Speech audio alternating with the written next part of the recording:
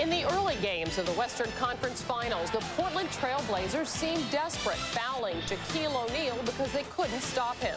And they appeared frustrated, unable to hold leads and close out games as LA took a 3-1 lead. But the last two games, the Blazers have come together, following the lead of six-time champion Scottie Pippen. On Friday night at home, Portland drew even, forcing a Game 7. Pippen, bothered by dislocated fingers on his left hand, scored only one basket in Game 6, but was a force on defense, as he has been throughout the series. Rasheed Wallace has been Portland's best offensive player against the Lakers, and LA has been overmatched trying to slow him down. Wallace has also helped to contain Shaquille O'Neal. The league MVP was held to his lowest output of the conference finals in Game 6, just 17 points on 7 for 17 shooting. After playing 48 minutes on a sore right foot Friday night, Kobe Bryant did not practice yesterday. He put up a lot of points in Game 6, but struggled on defense. Well, it doesn't get much better than this. Hi, everybody. Hannah Storm, along with Isaiah Thomas, Peter Vesey, our special guest, the NBA Coach of the Year, Doc Rivers. All right, looking forward to those insights from you, Doc. They better be good. You have to live up to your name. Isaiah, what's it like to play in a Game 7? Hannah, it's a day of silence, and a team that concentrates and communicates the best is the team that's going to win this game. The bus ride is silent. The car ride is silent. When you get into the locker room, everything is quiet. The only time you really talk to each other is when you start communicating in the game.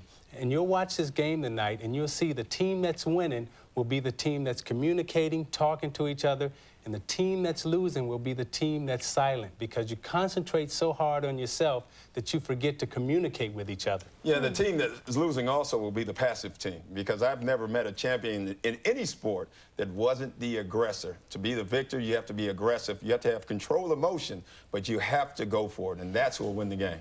I just think it's so interesting to note that Phil Jackson, despite having won 6 titles, still has to justify his reputation. This is why Jerry Buss and the Lakers brought him in here to hurdle this obstacle. He's got so much to prove today, but he's got so much more to lose. And if he loses, we'll be burying him like all those other Laker coaches. You'll make sure of that, right, Peter? A week ago today, the Lakers led the Blazers 3-1. Only 6 teams in NBA history have overcome a 3-1 deficit to win a best-of-7 series.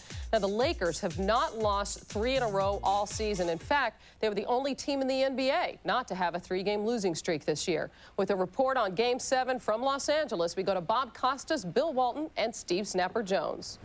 And Hannah, the odds in one sense are long against the Trailblazers. It's been since 1982 that any team has won a 7th game as late as the conference finals or finals on the road. The 76ers beat the Celtics back then. Since then, home teams are 11-0 in conference and NBA finals in Game 7. But the mere fact that the Blazers are in a position to play a Game 7 can be attributed largely to Scottie Pippen, what he puts in the box score, and what his veteran presence means to this team. No one knows it better than Steve Smith. He plays hard, and he wants to win. I think no matter what, even with the 6 rings, he still comes to practice like he has no rings. And I think the thing is for us to have Scottie, which was great, to get down to the conference finals and be playing the Lakers, a team that runs the triangles. He's been a tremendous, help for us. It's like having another coach, knowing their plays, being able to relay it to us, everything they're about to do.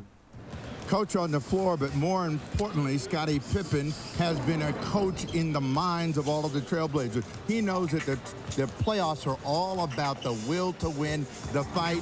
When you're facing adverse situations, to stick with it, find a way to stay up and get after the opponent. If you can be aggressive, eventually you'll turn things around, and that's what Scottie Pippen has done for all of the Trailblazers. Whenever he's seen anybody waver, he's pulled them aside, he's had a good word for them, and he's tried to keep them positive, and they've gotten down to Game 7, and he knows just one more game, and they're on the way back for another ring. Only one player in NBA history has appeared in more playoff games than Scottie Pippen. That's Kareem Abdul-Jabbar. On the other hand, the man he's often been matched against, Kobe Bryant, is just 21 years old, playing in his first ever Game 7, unless you count the games he's played in his imagination. Yeah, I've been in this situation many, many times before. In your head? Oh, absolutely. Playing in the backyard, imagining the crowd, who we're playing against, who's at the game. And, of course, we would always win the game. Some of them were just blowouts. Some of them were buzzer beaters. Some of them would go into overtime. and then hit a shot at the buzzer to win. Yeah, I mean, you just had all kinds of scenarios that you just play out, but, you know, I guess you do that when you just love the game. Mental visualization and preparation are all good, but without achieving peak performance, it doesn't work. And Kobe Bryant has struggled during this series. On the defensive end, even though Kobe is first-team all-league defense, playing with a sore foot, the Blazers have attacked him. Scottie Pippen and Steve Smith have taken him into the paint and punished him. Damon Stoudemire has taken him off the dribble out inside it. He's been in foul trouble. On the offensive end, though, Kobe Bryant has been over-dribbling. He has to learn to play within the system and get the ball to Shaq very, very early. Now, for the Lakers to win this series and move on, Kobe has to realize that it's about the team playing its game and not Kobe insisting that it's his game alone. You know, Kobe Bryant isn't the only one who's played a number of Game 7s in his mind. We have to hold Bill Walton back since the crack of dawn. He's been chomping at the bit. I need some help here, Snapper. Back to Hannah. Poor Bob. Well, the reason that Bob has to contend with Bill Walton today, we want to tell you, is that his regular partner, Doug Collins' daughter, Kelly, is graduating from Lehigh today. So he's at the graduation, and Bob is there with the triangle of announcers, I guess, today. All right, Doc, what does it all boil down to today? Well, I think it's an interesting game. It goes back to that age-old question. Can a team of very good basketball players, the Portland Trailblazers, beat a team with 2 superstars and 10 role players? Not since the '79 Sonics has the team with good players won. Superstars usually win out in this battle. Well, I like the Blazers in this game because I think they figured out how to beat them. And I believe, we'll talk about go-to guys. I think you've got Rasheed Wallace has emerged as a go-to guy on offense. Scottie Pippen has emerged, has become the go-to guy on defense. And then you've got Paul Allen. There's nobody to match up against him on the Lakers. And then there's Bonzi Wells. I mean, on the bench. I mean, you want a go-to guy off the bench? Or even Josie Wells. Well, I think one of your points is, Doc, in terms of the superstars, the reason why they win most of the time is because they can take their game to another level. Those 10 good players can't elevate their games to another level in situations like this. So you'll see Shaq and you'll see Kobe and possibly Glenn Rice able to elevate their game tonight, where those other 10 guys, we'll see if they can get to that level. All right, you guys are point guards. Who would you go to down the stretch? Rasheed Wallace, no doubt. And I think he's an emerging superstar. Well, in my opinion, I would always want to go to a Damon Stoudemire, put the ball in his hands, break something down. He can shoot it, he can get into the lane, and he can create things. So if it was you, you would shoot it. Okay. Well, we knew that. I put it in Damon's hands. We'll be right back. Still to come, we'll talk about the Eastern Conference champion Indiana Pacers, who await either the Blazers or Lakers in the NBA Finals. And later, the continued growth of 21-year-old Kobe Bryant. How Phil Jackson has helped take Kobe's game to the next level. NBA Showtime continues after these messages. So your last day is a free man. What do you want to do? Vegas? Don't tempt me. Here. What's this? Open it. Lakers Knicks. For being my best man. You know Helen loves the Knicks. Or I could go. Dude, you're getting married. You're not going anywhere.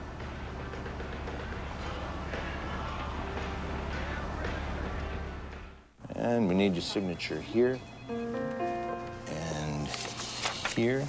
Here? Yeah. And again, here. Congratulations. Your first home. Every year, millions of people who dream of owning a home find their dreams can come true. Thank you. Call the Fannie Mae Foundation for a free guide to help put you on the path to home ownership and for a list of lenders and credit counselors.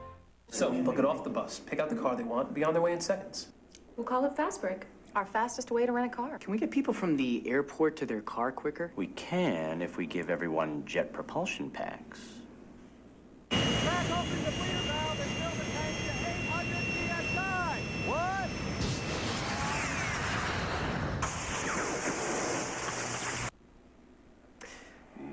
I like the Fast Break idea. That's a great idea. I like that one. Okay, let's go with that one. Wow. In our family, men lose their hair early. Thank you. By the time we hit 30, we don't have to invest much in combs. So I started using Rogaine when I was like 28 at the first sign of fallout. Before I looked like I needed it, because I knew I would. So here I am. I've been using Rogaine for about 2 years now, right at the source of the problem, and I don't see any difference. And that's the idea. You keep the hair you have. Look, I love my dad. I'm just not in a rush to look like him. Simple, safe, smart. Rogaine. It's stronger than heredity. Meet Riley. She's new at Gossett High. She's a soul-shaking troublemaker. She's not like the other girls. Did you ever rent Carrie? She's just trying to mind her own business. Why didn't you call for help? He didn't fall on me. The series premiere of MYOB, NBC Tuesday after Will and Grace. Blazers forward Brian Grant, a big presence in last year's playoffs, but struggling with injuries this season and slowed further in this series by having to battle against Shaquille O'Neal. Some of Grant's biggest battles are fought away from the basketball court. He works tirelessly with young people in Portland, especially those with life-threatening diseases. Here is yet another example of how Brian Grant has helped make a difference.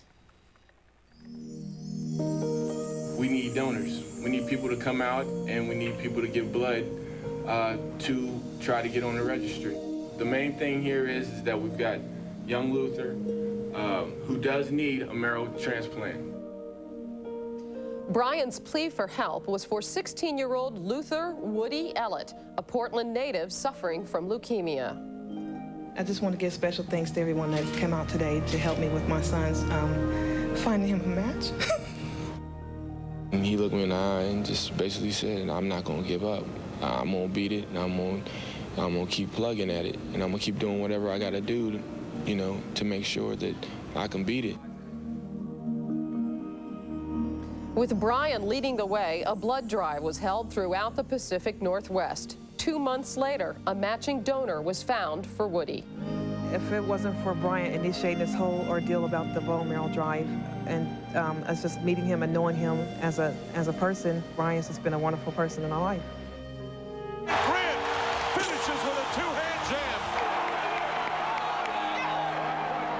I feel great. I feel healthy. It's like, thank you for that, Brian. If you're going to see this on TV, God bless you, bro. Well, Grant makes it a point to call his young friend every week. He checks up on him and helps him keep his spirits up. And Woody has been feeling better, even well enough to attend a few Blazer playoff games. Now to the team that knows it's going to the finals. The Eastern Conference champion Indiana Pacers took a day to celebrate their first ever trip to the NBA Finals. And then they were back at practice today at Conseco Fieldhouse as the Pacers await Wednesday's Game 1 of the NBA Finals.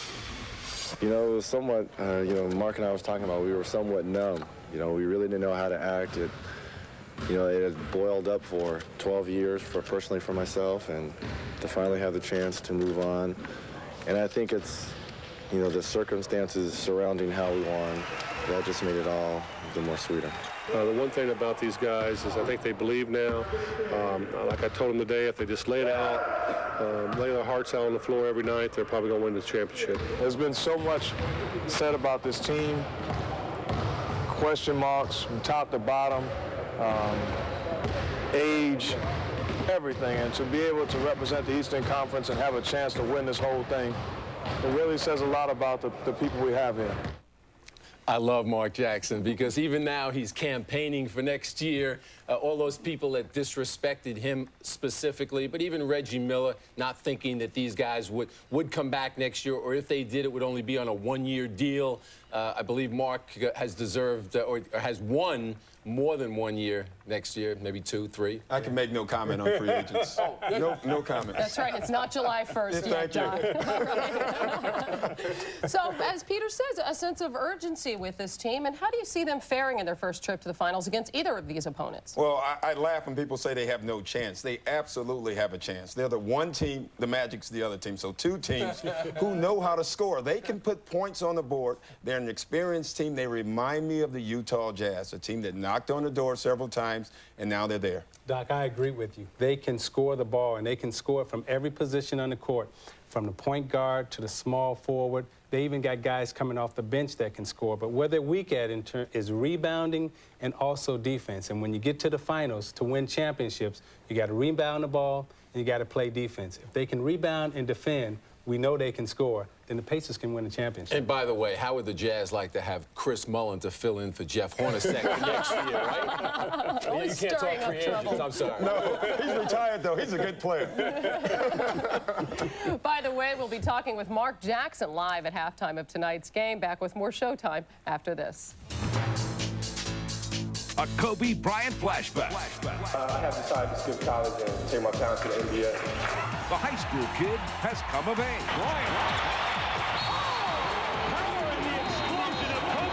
Learning a valuable lesson from his new head coach. He says at the same time that a little confidence can bite you in the butt. You guys go ahead. I'll make the call. Come on, brother, don't dial 0. Call collect with 1-800-CALL-ATT. What was that? Brother, you better save yourself. You can save big bucks with 1-800-CALL-ATT for collect calls. It's the same low rate every minute, everywhere. Now, come on, dial down the center. Help me, please. 1-800-CALL-ATT. Dial 1-800-CALL-ATT for collect calls. That was close. I'm going to woods. I make my living over here because I perfected my skills over here. But wherever you play, you only need one ball. Spalding's official NBA indoor-outdoor basketball, it's tough enough to play anywhere. Plus, the way this feels, it's just right for the indoor game. That's why Spalding has the only indoor-outdoor ball good enough for the NBA. So whether I'm working on my inside game or perfecting my outside game, I play the best. I play Spalding. Only one can be the best. To get there takes strength, speed, and endurance. One athlete's foot medicine has it all. Lamisil AT. Strength. Full prescription strength to stop the itching and burning. Speed. These take 4 weeks of treatment. Lamisil AT cures it with just 1. Endurance. 3 months later, you're still athlete's foot free. Game over. The official athlete's foot treatment of the NBA, Lamisil AT. The best way to cure athlete's foot.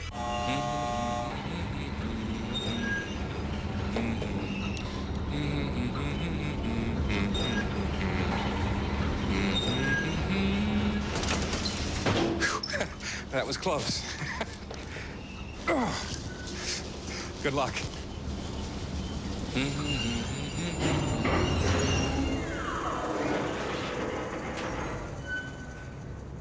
Su atención, por favor.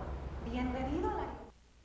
The legends, the moments, the personalities celebrate 100 years of the U.S. Open next Saturday on NBC. Scottie Pippen is looking to go to the finals for the 7th time, but it would be the first without Michael Jordan as a teammate. A short while ago, Pippen spoke with Ahmad Rashad.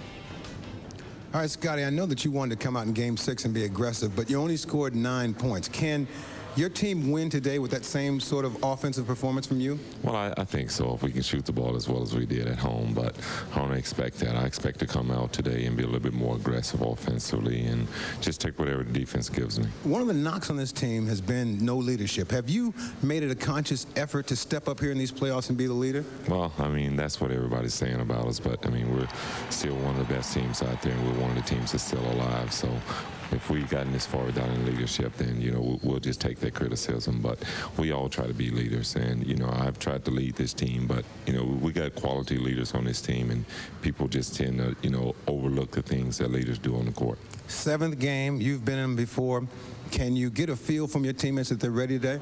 Oh, yeah, we're ready. I mean, this is what we work hard for, and we just have to come out today and not get ourselves caught back trying to trail this team into a final game. We want to come out and get off to a good start and really put the pressure on them. All right, thanks, Scottie. Sure. Back to you, Hannah.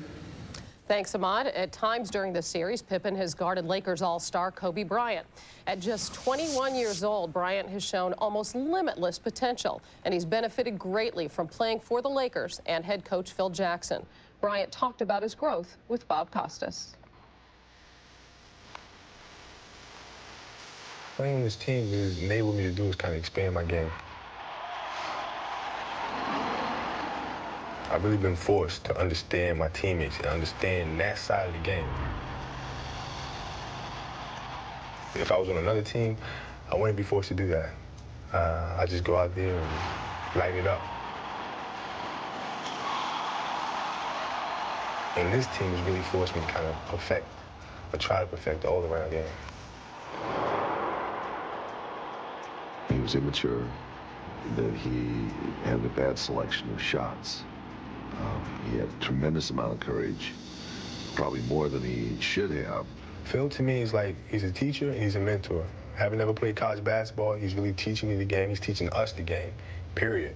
What's been the single biggest benefit to you of being coached by Phil Jackson? Learning. Not only from Phil Jackson, but from his whole coaching staff that he brought with him from Chicago. They know so much about the game. Tex Winter's been coaching for 53 years. So the knowledge that is there is just absolutely endless. Shaq's the reason, perhaps, why we have a great record, but Kobe's going to be the reason why we become a great team. Kobe's got to learn how to be a playmaker and all these other things that I've asked him to do. And a lot of times, I'm asking him to play more Scottie Pippen role, where he's a playmaker and a facilitator of the offense. The Chicago Bulls have won their 6th NBA championship.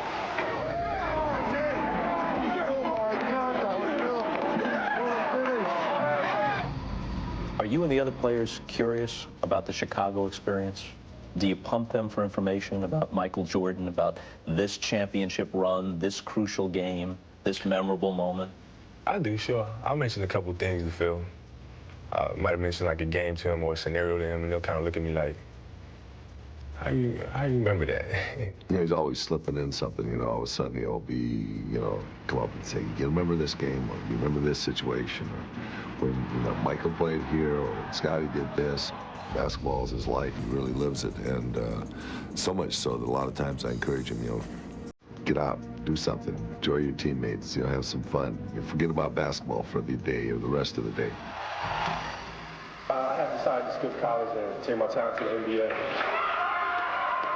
In your college age group, there's a 4 or 5 year span of ages that, you know, you join, and then you become the leader of your team as you play. And those are the things that, you know, Kobe's got to learn kind of on his own now after coming into the NBA. And that's the maturation process. You could never go back and reassemble. Here's a Phil Jackson observation. He says, the only thing you lost by skipping college was going through that communal college atmosphere, interacting with others, learning from others, even believing in others. You know, Phil actually had a valid point as far as learning to depend on other players. And growing up in Italy, my mind was forced to grow a lot faster than other players. And it's good because I was forced to have a lot more confidence in myself. So he says at the same time, that little confidence can bite you in the butt. Confidence carried the right way is great. Confidence carried over the edge is arrogance. And, you know, that little, you know, I'm okay, you know, and I'm doing fine, can be also leave me alone, I don't want to hear from you. And so to be receptive and still confident is very important. And Kobe just doesn't want to be one of the best, he wants to be the best. And so every time you throw a little bit of a challenge towards him, he tries to mount that. You know, you raise that bar, he's going to reach it. And the learning process continues today for Kobe Bryant, who's never played in a Game 7. Coach, what strikes you about this young man? Well, we all knew that Kobe Bryant had great basketball ability, and basically what you see here is Kobe is becoming a great basketball player. But in that player part, he has to learn how to be a great teammate. And I think being a great teammate on and off the court is one of the more undervalued things in this league. Doc, Phil has asked him to be a playmaker and a facilitator, and it's very difficult for Kobe Bryant to do that a la Scottie Pippen because he has much more talent. And every night that he steps out on the court, he has a fish in front of him, someone that he can beat, someone that he can score against, right or left, post him up, or shoot the jump shot. Pippen didn't have those type of offensive skills, so it's a much tougher challenge for Kobe mentally to have that type of discipline to do what Phil Jackson is asking him to do. A fish works both ways because the Blazers definitely see this guy as a liability on defense.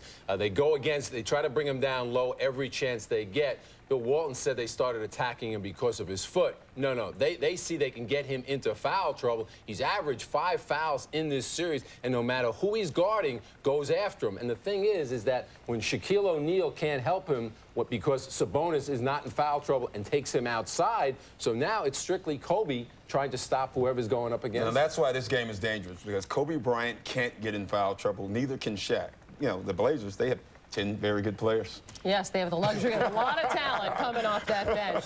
All right, we're just moments away from Game 7 of the Western Conference Finals. The tip-off coming right up. The Trailblazers and the Lakers, the winner, will face the Indiana Pacers in the NBA Finals. We'll send you to Los Angeles right after these messages from your local station. You still care as much as when you started this job? Care? I'm a paramedic. I get thick skin. Just when you think nothing can get to you anymore, you see a kid who's hurt real bad, or a man having a heart attack in front of his 2 kids. Do I care as much as when I started? I care more. 7825, code 6. The fellas call me the sandwich guy. They love all my sandwiches. Here you go. Hey, sandwich guy. Try this. Subway introduces the new Bacon Cheddar Steak Burger. Whoa, that's a tasty burger. Lean smoked bacon, zesty cheddar cheese, and your choice of veggies make for a big-time taste that's uniquely yours. So what does that make me? The Subway Gopher. Subway's Bacon Cheddar Steak Burger will build to suit. In recent years, Buick LeSabre has earned acclaim from Consumer's Digest and AAA. It also earned a prestigious 5-star front crash test rating, as well as some other rather large distinctions. And now, seeing is believing, with $1,000 cash back on a new award-winning 2000 LeSabre. So maybe now you see why LeSabre is the best-selling full-size car in America. Pedestal not included. It opens up a world of information. The internet brings it to our children and our schools. History, the world, who we are. But some politicians in Lansing are ready to pull the plug on our kids. House Bill 5721, they say it cuts phone rates, but there's a catch. Fewer schools would get wired to the internet, and high-speed DSL gone. Call your state senator. Tell them to keep our kids connected to the future and to vote no on House Bill 5721. Weather Warn version 4.0. Upgrade today at WDIV.com.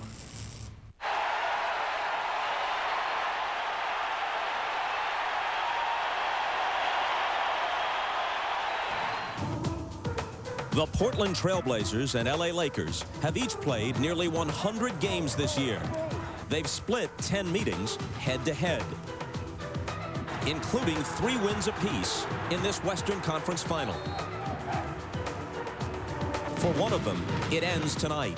Game 7, the game which is always decisive and nearly always dramatic.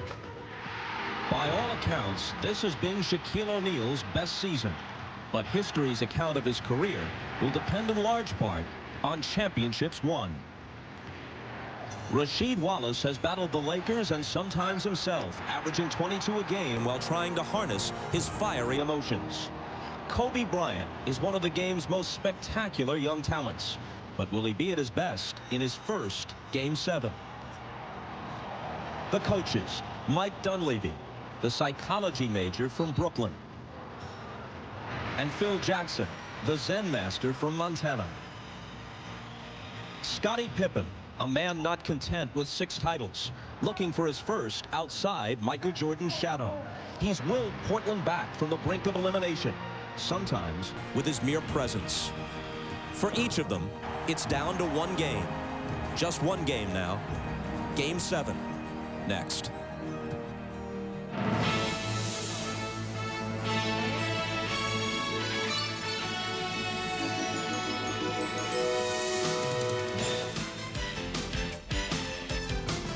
This is the NBA on NBC. The 2000 playoffs.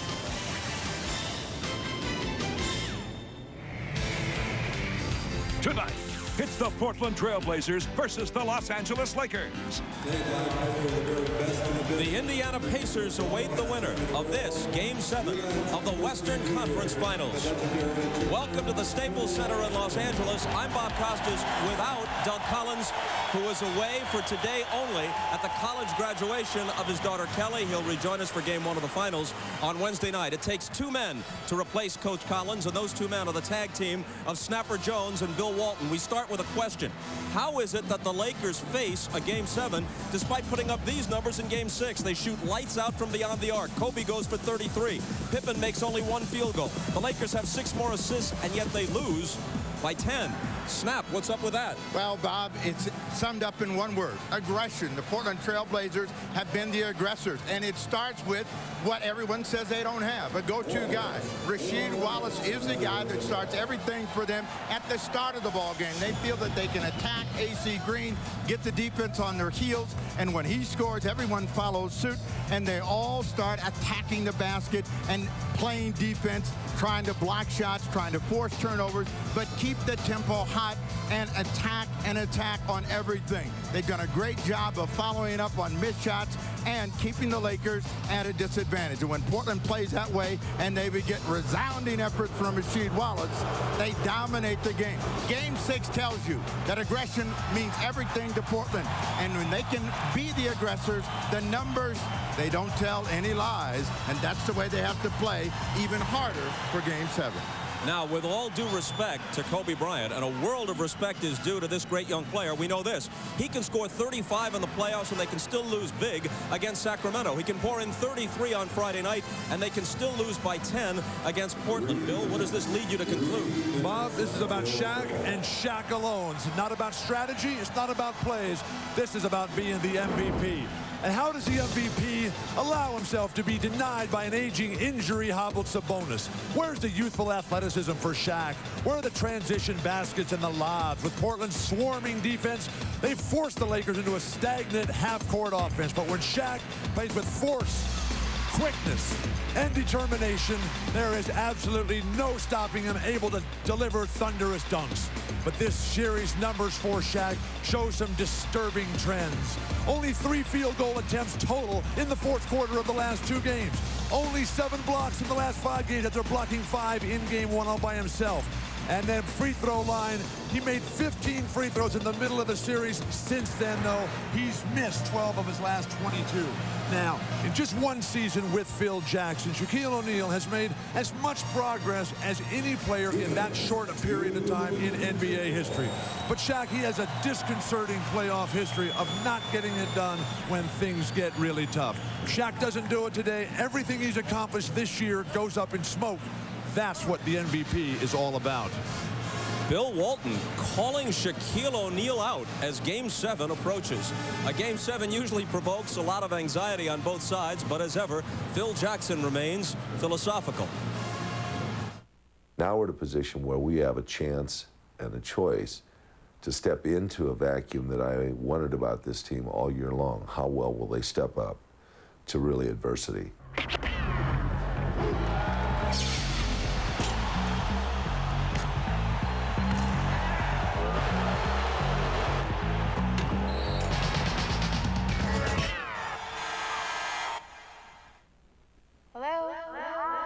How is an echo a reflection of you?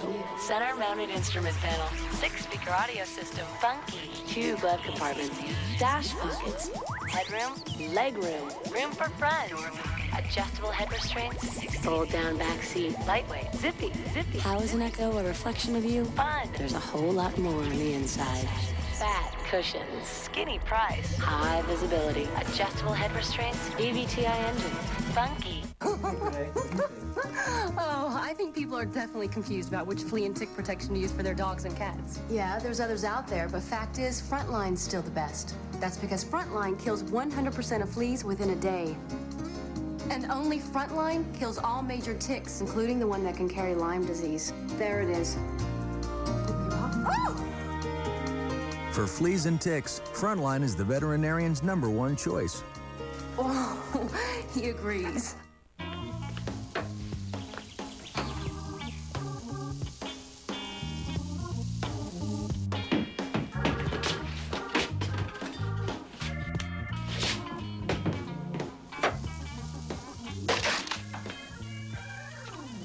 Hey, Ted. That was my last one. Moving on, guys. He's dry. For the great taste that won't fill you up and never lets you down. Eat it. Make it a Bud Light.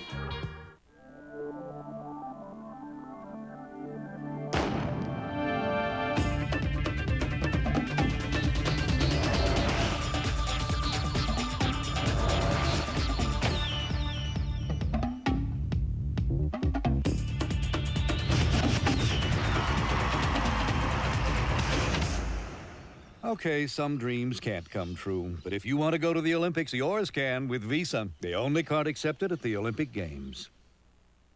The NBA on NBC is brought to you by Bud Light.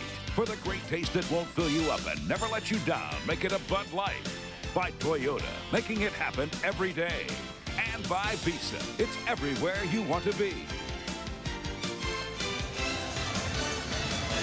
For the introduction of the lineups for Game 7, here's the longtime PA man for the LA Lakers, Lawrence Tanter.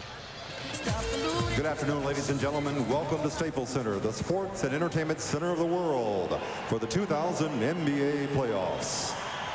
Today, game number 7 of the Western Conference Finals between the visitors from the Pacific Division, the number 3 seed, the Portland Trailblazers, and the home team, the number 1 seed, your Los Angeles Lakers. And now the starting lineup for the visitors, the Portland Trailblazers. At 1 forward, number 30, 6'11", and his 5th year from North Carolina, Rasheed Wallace. The other forward is number 33, 6'8", and his 13th season from Central Arkansas, Scottie Pippen. At 1 guard, number 3, 5'10", and his 5th campaign from Arizona, Damon Stoudemire. The other guard is number 8, 6'8", and his 9th year from Michigan State, Steve Smith. And at center, number 11, 7'3", in his 5th year from Lithuania, Arvydas Sabonis. The head coach of the Trailblazers, Mike Dunleavy.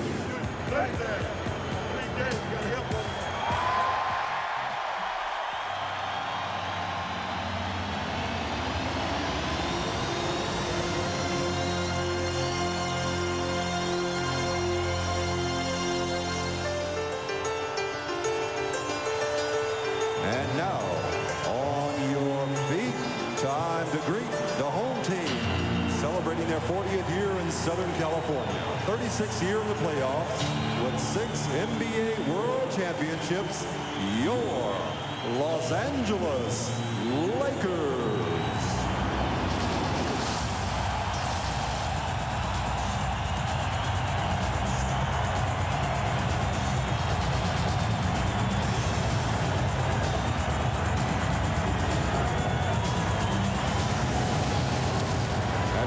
Number 41, 6'8", in his 11th year out of Michigan, Glenn Rice. The other forward is number 45, 6'9", in his 15th season from Oregon State, the Iron Man, A.C. Green. At 1 guard, number 4, 6'6", in his 14th campaign from Miami of Ohio, Ron Harper. The other guard, number 8, 6'7", in his 4th season from Laurel Marion High School, Kobe Bryant. Number 34, 7'1", in his 8th year from LSU, Shaquille O'Neal. Head coach of the Lakers, Phil Jackson.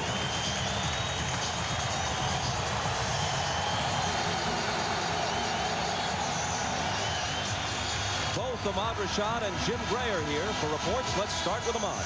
All right, thanks, Bob. I talked to Ron Harper before the game, and Ron said that his team was in great shape, feeling very good. He said the entire season, Phil Jackson has told him this is the reason we want to play the season, so we can be in this situation right now, home court advantage, 7th game. Ron also told me that he got a very inspirational phone call this morning at 9 o'clock from Michael Jordan telling him that he had taught him well. Go out and show him. Now, on another note, Kobe Bryant with the bad right foot, I talked to him before the game. He said he he is feeling fine, ready to go.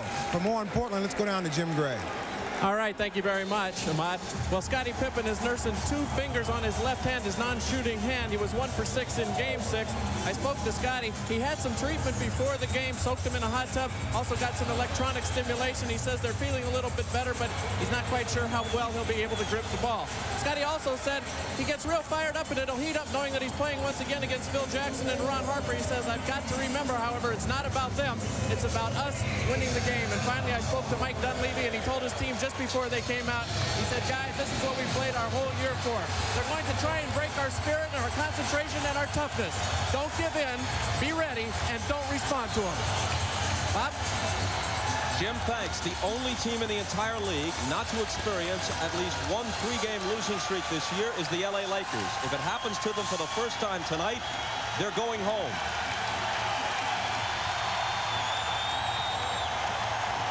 Dating back to all those years in Chicago, and including 2 series this year with the Lakers, Phil Jackson has won 30 out of 33 playoff series as a head coach.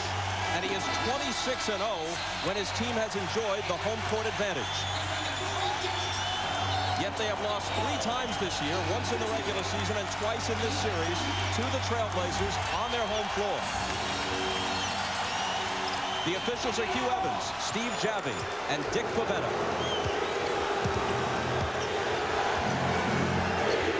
Stoudemire led 14 points in Game 6 and chipped in with 7 boards. Gives it up to Pippen and now Smith. Rasheed Wallace out further on the floor than usual against AC Green. The turnaround is there for him. They've gone to that off their first possession in virtually every game. Well, you know, that's a play where he can make himself score at any point against AC Green because he has the ability to shoot over the top. They've got to force him further out and make him play against the clock. Glenn Rice almost lost it. 7 to shoot. Harper will. It's the same litany for all the biggest of games. The role players for the Lakers today, it's got to be Harper, Horry, and Fisher. And then first to the ball, Phil Jackson saying these games take on lives of their own, but they're so similar. Who's going to get the loose balls? Who's going to pound the long rebounds? And who's going to be up and down the court first, particularly transition defense?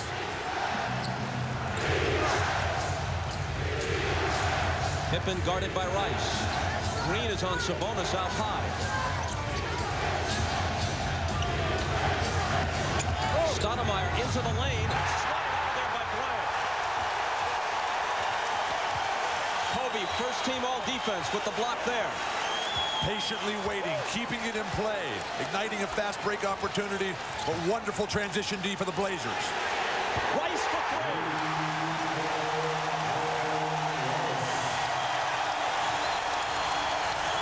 Made 12 of 19 threes on Friday night in defeat. They pick up where they left off in this one. Got a 5-0 lead, and Shaq hasn't touched the ball. Yeah, but they're not going to win this game unless Shaq does touch the ball. And the game's first whistle comes from Dick Pavetta. The foul is on Kobe. Damon Stoudemire's been able to get by Kobe time and time again, particularly in the opening moments. This time, Kobe waits. That led to a transition opportunity. The good quickness of the ball movement allowing Glenn Rice to get wide open. Steve Smith makes it 5-4. He had 26, continuing his hot shooting with 10 of 18 in Game 6. And he hits his first one here. You see Damon Stoudemire come down the floor. The idea is to put pressure on Kobe Bryant, force some turnovers. They get him for the foul. But this is a luxury that Mike Dunleavy can afford. He's got a lot of guards, a lot of guys that can put pressure, and none of the key guards for the Lakers like to have somebody challenge them at the other end of the floor. If you're Phil Jackson, do you even want Damon Stoudemire in foul trouble? The Blazers have played better with a big guard lineup. Kobe Bryant against the smaller Stoudemire. Finds Harper alone. From the same spot that Ron Harper won Game 3 with. Ron Harper's assertiveness. A great big game player, Harper. They're coming back to Wallace, and whenever they get in trouble, this is going to be the guy that bails them out. AC Green tagged with the foul. The same play that he won Game 3 in Portland, which gave the Lakers home court advantage back. The penetration by Kobe, giving it up, the ball movement. The team moving in unison, in sync, the Lakers. You've got to take your chances with Ron Harper rather than Shaquille O'Neal, and Portland's going to gamble on that play all night long. Smith missed. Stoudemire can't hit, and Shaq picks it up. Here's Harper, who's 2 of 2 from the floor and assisted on the other basket. Time to dump it into Shaq. There it is. Smith over on the double team. He spins on Sabonis, passes through a crowd to Green. They've still got time. 7 on the shot clock now. Then Rice into the paint. And Sabonis takes it. The strength of the hands of Sabonis. Great collapsing defense for Portland. Pippen from Stoudemire ad-libbing a shot, but drawing a foul. Good fortune for Portland that time, because normally you do not get to the free throw line on a shot like this by Scottie Pippen on the break, and Stoudemire went the wrong way, gave the ball to Pippen. He got himself caught off balance, got nicked, and is at the line. But with Sabonis able to get defensive rebounds, if he could make some sort of positive contribution, he had a double-double last game, didn't get in foul trouble, that'll give them, with Sabonis' constant presence on the court, it'll give them opportunities to get out in transition, a style that they have to play. They play set-up basketball against the Lakers. They're not going to win a bang-bang game. Ryan Grant, who occasionally has been used to defend against O'Neal, but is overpowered in those situations. A key tonight will be how this game is called. Sabonis got no early fouls in Game 6, was able to play his game at both ends of the floor. Sabonis did not have a foul in the first half of Game 6. Picked up his first foul late in the third quarter. But for Shaq and the Lakers, it's less about Sabonis, and it's more about getting him the ball. He's only had 1 touch in almost 4 minutes of play. AC Green misses. Pippen thought about a 3, instead gives it up. Rasheed Wallace with that matchup on Green. Little jumper is no good. And a whistle on the rebound. It'll go against Portland. After almost 4 minutes, the Lakers lead by 1, and neither Bryant nor Shaq has attempted a shot. And that's not a good strategy. You look back at the great Laker teams of the past. Kareem Abdul-Jabbar, the greatest player I ever played against.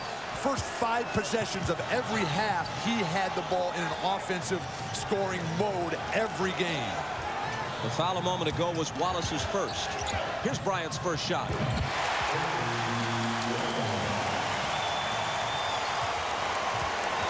The triangle offense is a jump shooting offense, and what makes it better than that is Shaquille O'Neal. And as I said before, if they don't get him involved in the game, it gives Portland a great chance to stay close, and they've won almost every first quarter against the Lakers. Stoudemire turns the corner, finds Sabonis, open 2, way off with it. And here comes Rice. His pass is deflected, it goes off the glass and into the hands of Pippen. Now, the one thing that Rice doesn't do very well is pass. Wallace got it and missed it. How did that happen? Here comes Harper, splitting the defense, but then it's stripped and stolen. Stoudemire to Wallace, and this time he makes sure. Yeah, he's not going to miss 2 of those, baby, that's for sure. He put the cap on that to put the fans in their seats. Discipline, though. Glenn Rice, Ron Harper, some wild plays in transition. Keep it simple. That's what Phil Jackson's going to reinforce to his team right now. For Rasheed Wallace, you know, it's all about staying in the ball game and staying composed. And even though he comes with authority and misses on the back rim, he stays with the play, gets himself in a position, throws this one down, keeps Portland close.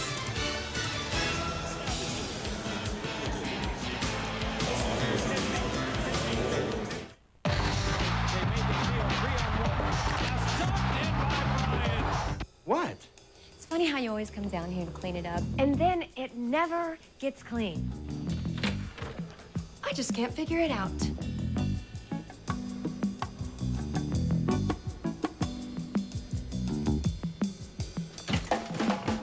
Quick, give me a Bud Light. She still can't figure it out. Oh, yeah, all right. For the great taste that won't fill you up and never lets you down. Make it a Bud Light.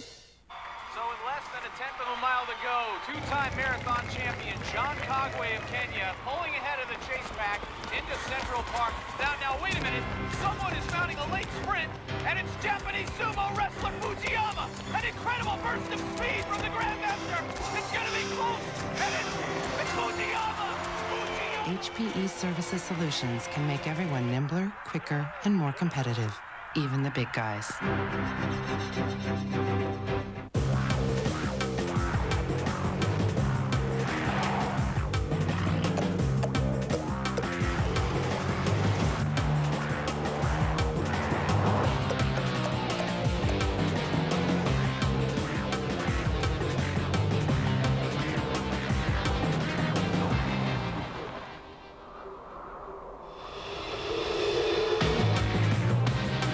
Tacoma 4x4. There's no bigger rush. All right, suckers, ears up, minds open. Mrs. Jones on the microphone. It's KG's 5th anniversary of going from high school to the league, which got me wondering, why are people so concerned about b-ballers going pro after high school, yet so unconcerned about baseball, hockey, and tennis players turning pro early? Shouldn't everyone go to college? The kid thinks so. That's why he takes classes. The more education, the better. Can you dig it? Next Sunday, Lisa Leslie leads the LA Sparks against League MVP Yolanda Griffith and the Sacramento Monarchs. The WNBA on NBC next Sunday at 3 Eastern. Achieving peak performance requires you to be an artist. It requires you to establish control of the tempo and dictate how the game's going to be played. With Shaquille O'Neal not even taking the shot, the rest of the guys jacking it up, mostly from the perimeter. The Lakers, even though they have a 1-point lead right now, are not controlling the basket area. Shaq, he has the ability to turn the Portland Trailblazers into bowling pins. He can just come and just blast his way. That'll get the Sabonis, AC Green, and Wallace all in foul trouble, and that'll be a huge problem for Mike Dunleavy. No team this year has done nearly as good a job as Portland in containing Shaq. In 10 meetings this year, they've held him beneath his average 8 times. Kobe Bryant, quick catch and shoot. Shaq may have gone over the back, and he did for his first foul. He's had a couple of big games in this series, 41 in the opener, 31 with 21 rebounds in Game 5. But the rest of these numbers, Portland would happily take. Portland is one of the teams, along with Sacramento and San Antonio, they have the personnel that can confront Shaq. Perimeter post players who can handle and create, and a lot of depth for the Blazers. Sabonis screens for Stoudemire, who pops the jumper, and Shaq pulls in the rebound. One of the things the Lakers have not done is push the ball aggressively, and let's see if they try to do it so they can get the ball to O'Neal. Looking for him in the post against Sabonis. Into the lane, knocked away, but a foul. It'll be number 1 on Sabonis. Shaq beat the double team that time before it even had a chance to get there. The beauty of the triangle offense is that it's an offense based on movement, body movement, foot movement. Shaq can't just stand there and slug it out. Shaq's pass doesn't find its mark. It's Portland ball. You know, you just sense from the crowd, Bob, that this place is ready to explode if the Lakers can give them something to explode about, as Jackson is all over Q Evans. But it's Portland's job to keep them sitting in their seats, and they've done a good job of staying close early. And the Lakers with 3 early turnovers and some drop passes, giving the Blazers all the life they need. Robert Horry getting set to check in for the Lakers at the next break.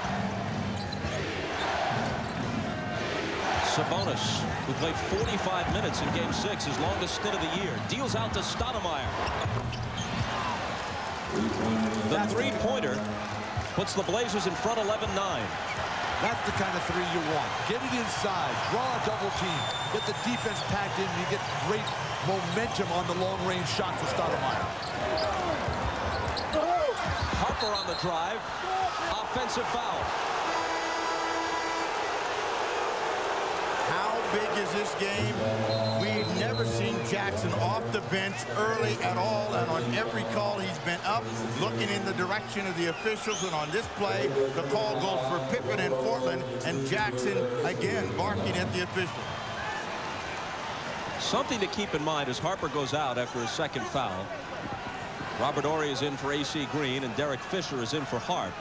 Since the Lakers rampaged through the league, winning 30 of 31, they are just 13-9 overall, conclusion of the regular season and into the playoffs. And since winning the first 2 games at home against Sacramento in the opening series, they're just 8-6 in the postseason. As a point of reference, San Antonio won the title last year, going 15-2 in the playoffs. If there was an aura of invincibility surrounding Phil Jackson's team, it's been reduced considerably, even if they win this series. Never forget that Shaq and Kobe are basically just getting started. Even though Shaq, what, 8th year now in the league, 7th year? Kobe 4th year? This is the first time real big for them where they're coming in as the established favorites. And that's a much different scenario. O'Neal, double team, gets it off anyway. And Pippen pulls in the miss. He pulls up for 3. And Portland's off to a great start, leading by 7 at 16-9. And this has been the problem for the Lakers, and Phil Jackson wants a timeout right now.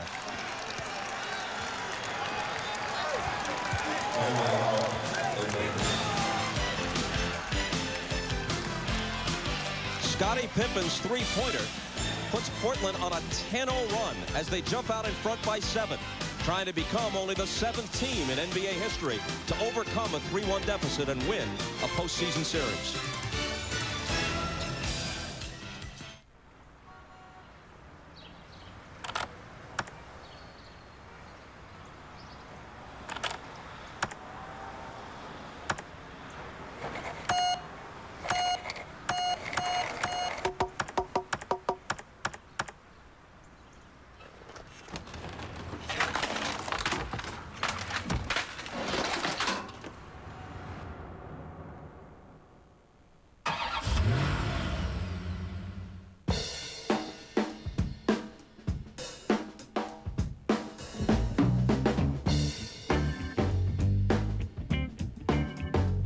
Play McDonald's Hatch, Match, and Win game based on Walt Disney Pictures' Dinosaur. And you could win some very cool prizes. Maybe even $1 million. Just match up the parts. Dinosaur parts.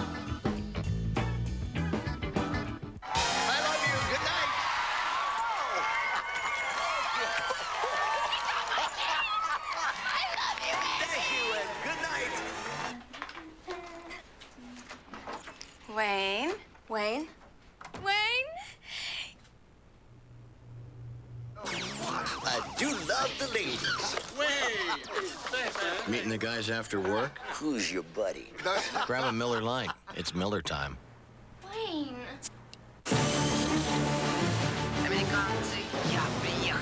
Take her down now. Amerikanski!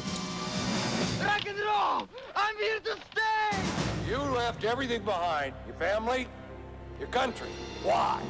Почему приехал? В моей стране ничего нет за бесплатно. Не буду платить за интернет-аксесс. What's he saying? He wants net zero. Well, of course he does. Free internet access. Net zero. Phil Mickelson just missed at last year's U.S. Open. Now one of the world's hottest golfers tries to win his first major, golf's greatest championship, the U.S. Open, beginning June 15th on NBC. The NBA on NBC is brought to you by Net Zero, defenders of the free world. Free internet access forever. Call 1-800-DEFENDER. Competitive greatness, doing your best when your best is needed. But what kind of game are the Lakers playing right now? Shaq, only one shot attempt, has not scored. Errant passes, hesitation, indecisiveness. The players feeding off that. The entire Laker team looks hesitant at this point. Wild, spinning shots, blindly flailing away. Shaq has 2 rebounds, a turnover. Most importantly, though, the Blazers have a solid 7-point lead early. Portland is the team that is playing with a greater air of confidence and assuredness, and they feel that if they control the first quarter, they will win this game and move on to the finals. Fisher dumps it into Shaq. Back to Kobe. Fakes the three, spins to the foul line. His jumper is short. Rice has the loose ball. Misses with the left hand, and Smith takes it for Portland. See, that's out of control offense. And Smith pulls up for three just as Pippen did a moment ago. Sending the Blazers out in front by 10. 19-9. No lob possibilities for Shaq here. Tough pass by Rice. And it's Scottie Pippen on the ground. What an incredible player Scottie Pippen is. With Glenn Rice dumping it quickly over his defender. Who's going to the ground the first? Scottie Pippen. So now he'll jump it up with Robert Horry. But the Lakers are a staggered team right now, and Portland realizes it, and that's where their defensive energy has really picked up. They know they're having a tough time getting the ball into Shaq. They're playing outside in rather than inside out. Horry into Shaq. Out of the double to an open Fisher.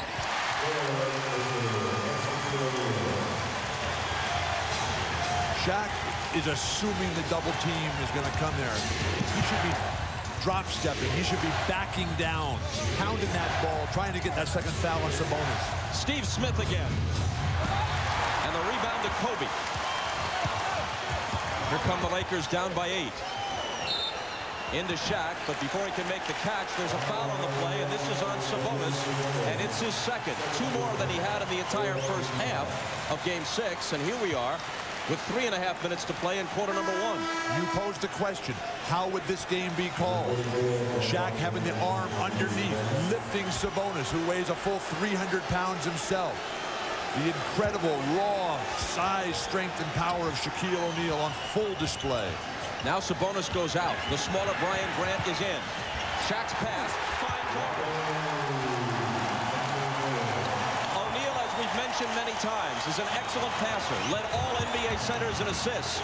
He's gotten a couple on the last 2 Laker possessions. Rasheed Wallace is open.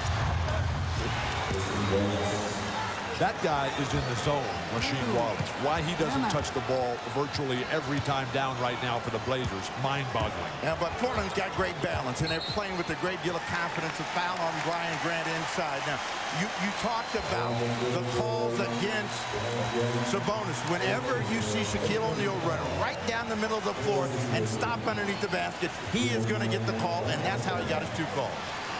A look of concern on the face of Mike Dunleavy. He may be saying to himself, if they're going to call that, despite the fact that we're up right now by 8 points, we could be in trouble down the road. And O'Neal misses the first. You can log on to MSNBCSports.com and click on Showtime Online for in-depth playoff coverage, special interactives, commentary and analysis on the hottest topics in the league from Bill Walton, Steve Jones, Isaiah Thomas, Matt Kukas, and Peter Bessie. He missed them both, and Pippen has it. Shaquille O'Neal has to be one of the 3 most difficult players in league history to referee. The others being Moses Malone and Dennis Rodman, the guys who establish contact, who hit first all the time, but are often away from the ball when that's happening. Steve Smith backs in and misses over Kobe, who takes the rebound.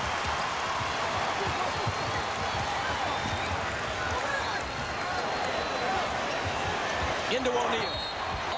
Grant, who fouled him. And Grant turns away with a look that says, what am I supposed to do? He's just standing there as Brian Grant picks up his 2nd foul now. So both Blazers, Shaq, hard to see how that is a defensive foul. You're supposed to run away from the man. The big problem for Grant is he can't get him far enough out on the block. The offensive player will always get the call from the official when he's in that position.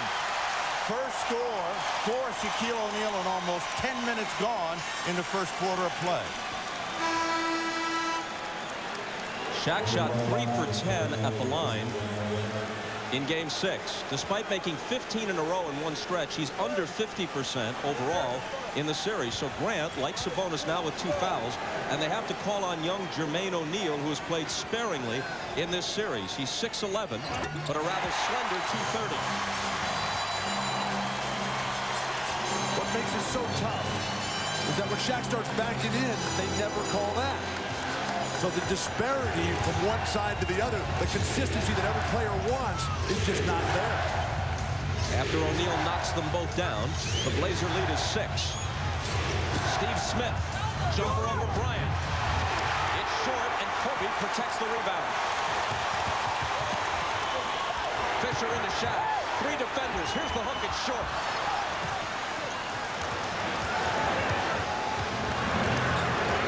Pippen on the move. Rice took a spill. Fans wanted a call. The officials wouldn't buy it. Scottie Pippen's calling for it against Kobe Bryant. He wants to establish something here. 4 seconds to shoot. It's going to be Scottie. And it's going to be 23-15 Portland. That is beautiful basketball. Scottie Pippen, maybe the greatest role player in the history of basketball. That time asserting some leadership, some guidance for his teams, for teammates who haven't been in this situation before. Bryant for 3. It's way off. Horry tried to save it, but couldn't. That was an air ball. It grazed the net, but drew no iron. When they come back the other way, and that's the shot Portland wants them to shoot. Deep out on the floor, stay away from Shaq. It's either going to be Pippen or Smith attacking Kobe Bryant, trying to get another foul on him. Here's Pippen. He scored 9 points in all of Game 6. He has 9 already in this one. Can't add to it, and a whistle on the rebound. It's against Portland. And now Jermaine O'Neal has picked up the 5th foul combined of those trying to contend with Shaquille. The guy that's doing a great job on the board is number 8. Kobe Bryant is back in there snatching rebounds, and on that last play, Jermaine O'Neal came over his back. He is doing a better job of getting himself in defensive rebound position than Shaquille O'Neal. 5 fouls early on the guys playing against Shaq. Brian Grant got in maybe 60 seconds before he picked up his second. But the defensive discipline for the Lakers today has been superb. Kobe Bryant not gambling. Everybody just forcing him to take tough shots. And in this series, Kobe playing huge minutes despite the injury. Not as many points as you normally would expect from Kobe. Not as many rebounds. Field goal percentage about where you would think it would be. Shot selection somewhat questionable. But remember, this is a guy who would be graduating from college today with Doug Collins' daughter. If he had decided to go to Lehigh, which would be questionable for a basketball player of his talent. Glenn Rice out. Rick Fox, an instigator at times in this series, in for the first time. And a whistle from Steve Javie. Looks like an illegal defense against the Lakers. Now, Robert Horry, the guy that got sucked back in the hole, and he goes right up to Steve Javie and says, call the same thing at the other end of the floor. Scottie Pippen makes the call for Javie, and Javie says, wait a minute, I got it. It's harder to call illegal defense against the Lakers because they move the ball so well and so quickly. Here's Steve Smith leaning in and missing. Ball out of bounds. And who touched it last? Portland did. Dunleavy can't believe that call. Portland is right where they want to be. You talk about the Lakers' disciplined defense. Portland has shredded it so far, and they've been struggling to score. Off-balance shot by Bryant. And blocked right into the hands of Horry, who misses a 3. Since making 3 from beyond the arc in Game 1, Horry has shot 1 of 16 on 3-pointers now. Last shot of the period should belong to Portland. Pippen glances at the clock. Down to 6. And the ball knocked out of bounds and touched last by the Trailblazers with 0.8 of a second remaining. All the Blazers are asking for is consistency. They don't feel they're getting it. in the calls. In the calls. They're winning the game. Scottie Pippen got knocked out of bounds on a jumper by 2 guys. Ori pegs it towards Shaq. It's knocked away before Fisher can pick it up. It wouldn't have counted even had it gone in. The Blazers led by as many as 10 during the course of the first quarter. It ends with Portland in front by 7. Scottie Pippen with 9 first quarter points. And you're watching the NBA playoffs on NBC.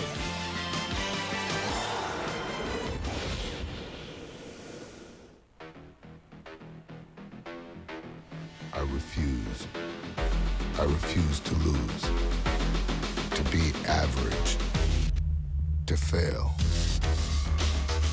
I refuse to die, to be afraid. I refuse to be taken. I refuse.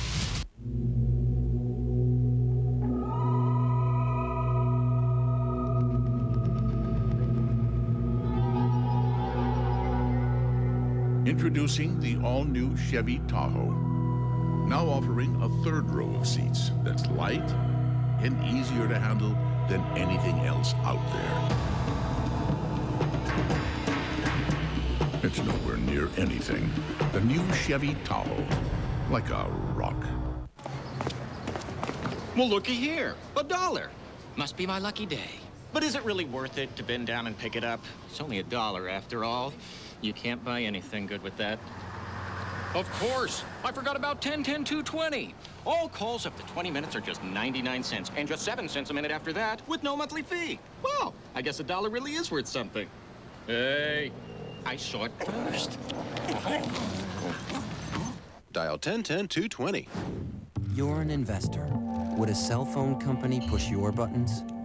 Janus dove into their books, questioned their projections, called up their customers, even tracked down the company that sells them their microchips to make sure there were no kinks in their supply line. That's how Janus decides if a stock is a smart call. Don't put your money on hold. Get there. Janus Mutual Funds.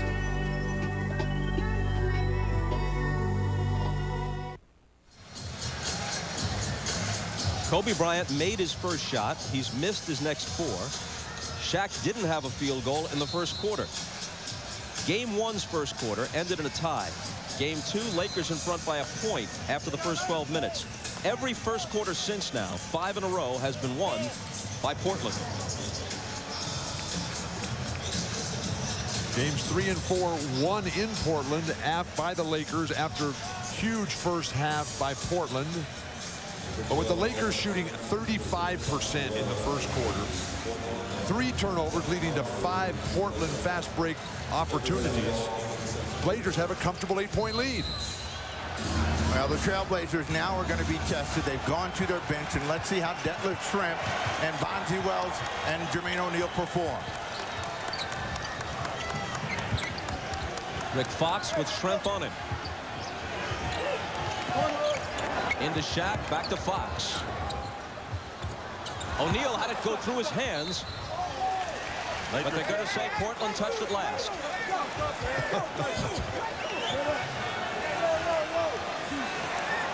4 on the shot clock. Harper playing with 2 fouls. Gets it into Kobe. Blazers got caught defensively trailing Kobe. You got to force him away from the basket. Kobe just kept curling, though, and ended up with an extremely difficult reverse layup. You know, with Jermaine O'Neal in the game, Shaq gets to rest. So let's see if he starts blocking shots and clogging the middle. Rasheed Wallace got the bounce. Great catch and finish by Wallace. Surprised that Shaq is not coming quicker. He doesn't have to guard Jermaine O'Neal under any circumstances. Oh, offensive foul. Shaq with the elbow and the back in. And that'll be his second. Here's the frustration point for O'Neal. Not getting the ball, not being able to get the position, trying to overpower his opponent. He's now got 2 personal fouls. If you keep facing him as opposed to keeping your back to him, there's less likelihood of that play happening. Pippen for three. That one's off, and Shaq takes it.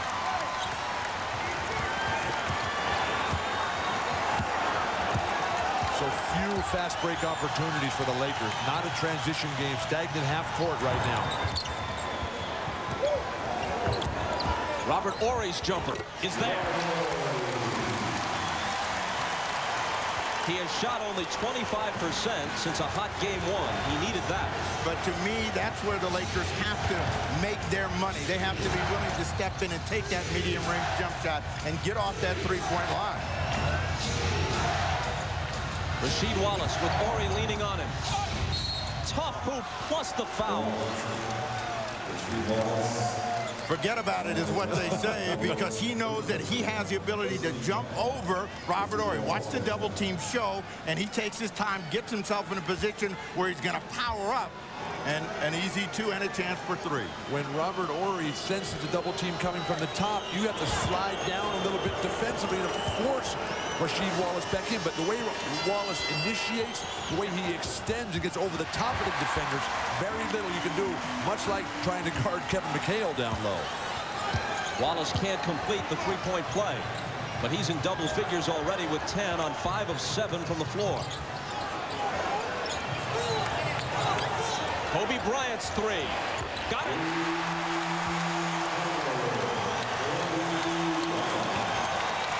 He shot lights out from beyond the arc on Friday night in Portland, and he drills that one. Detlef Schrempf.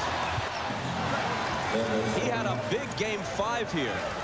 9 points, 6 assists, and a strong 27 minutes. He had been a forgotten man prior to that, but he played himself back into the rotation.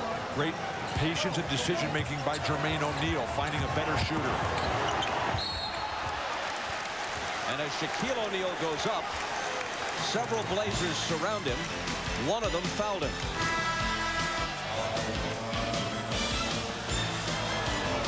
And it was Jermaine O'Neal, his second. Game 1 of the NBA Finals, Wednesday 9 Eastern, 6 Pacific, NBC. Whoa. She looked right at you. What was that? Was that for me? Go, okay. All right, watch suction, please.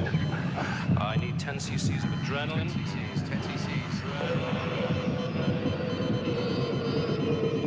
He's redlining. Get the crash cart. Stand, charging. All right, pals, I got it. The cold-filtered cool of Miller Genuine Draft. Thanks. Our boy's back. Never miss a genuine opportunity.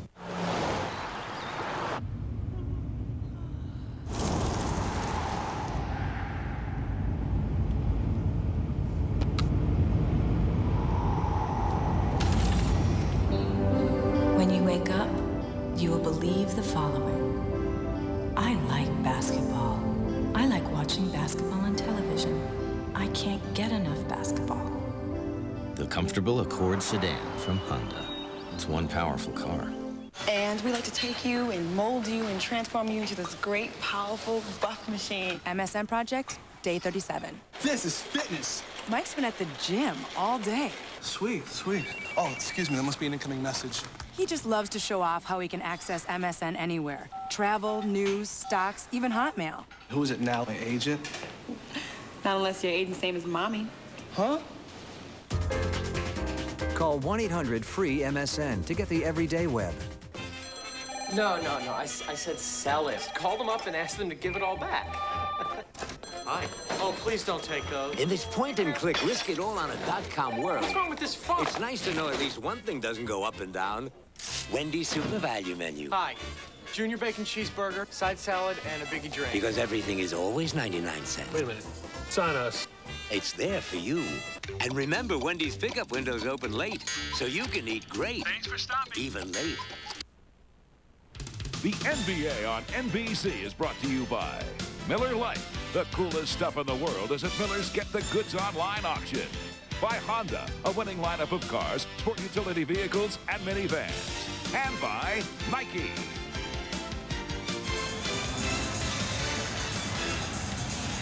This is the second Game 7 of Shaquille O'Neal's career. 5 years ago to the day, June 4th, 1995, his Orlando Magic, playing at home, defeated Reggie Miller and the Indiana Pacers in Game 7, went on to the finals against Hakeem Olajuwon and the Rockets, where they were swept 4 straight.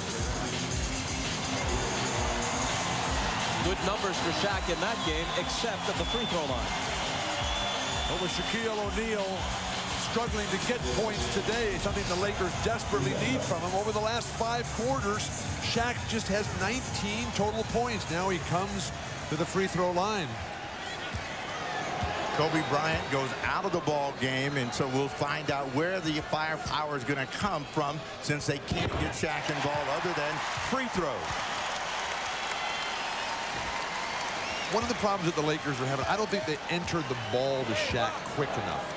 He has to wait. There's no opportunity for him to go on the reception. If they rifled that ball in there and everybody was moving with the ball, with cutters, with screens on the weak side, he'd be a lot better off. He still doesn't have a field goal, but he has made his last 4 free throws. Now here's Greg Anthony, whose minutes have been greatly reduced of late, but in the game here early in the second quarter, giving it up to Bonzi Wells, who had 20 points in 19 minutes in Game 6. And there's a Laker foul. What's going to be important for Bonzi Wells is playing under control. You know, young players have a tendency to feel that they have to expand on what they've done in the game before. Bonzi Wells was sensational. And if he can just let the game come to him, he's going to have an impact on the defense of the Lakers. Harper is hit with his 3rd. He has to go out, and back comes Glenn Rice. Bonzi Wells got inside, but it was knocked away from him. How good is Bonzi Wells, though, if he's calling for the ball against Ron Harper? Ron Harper is one of the great defensive players of all time. And Bonzi Wells is saying, hey, I got one here. Just give me that ball. Well, he's probably good. He's also probably juiced a little bit.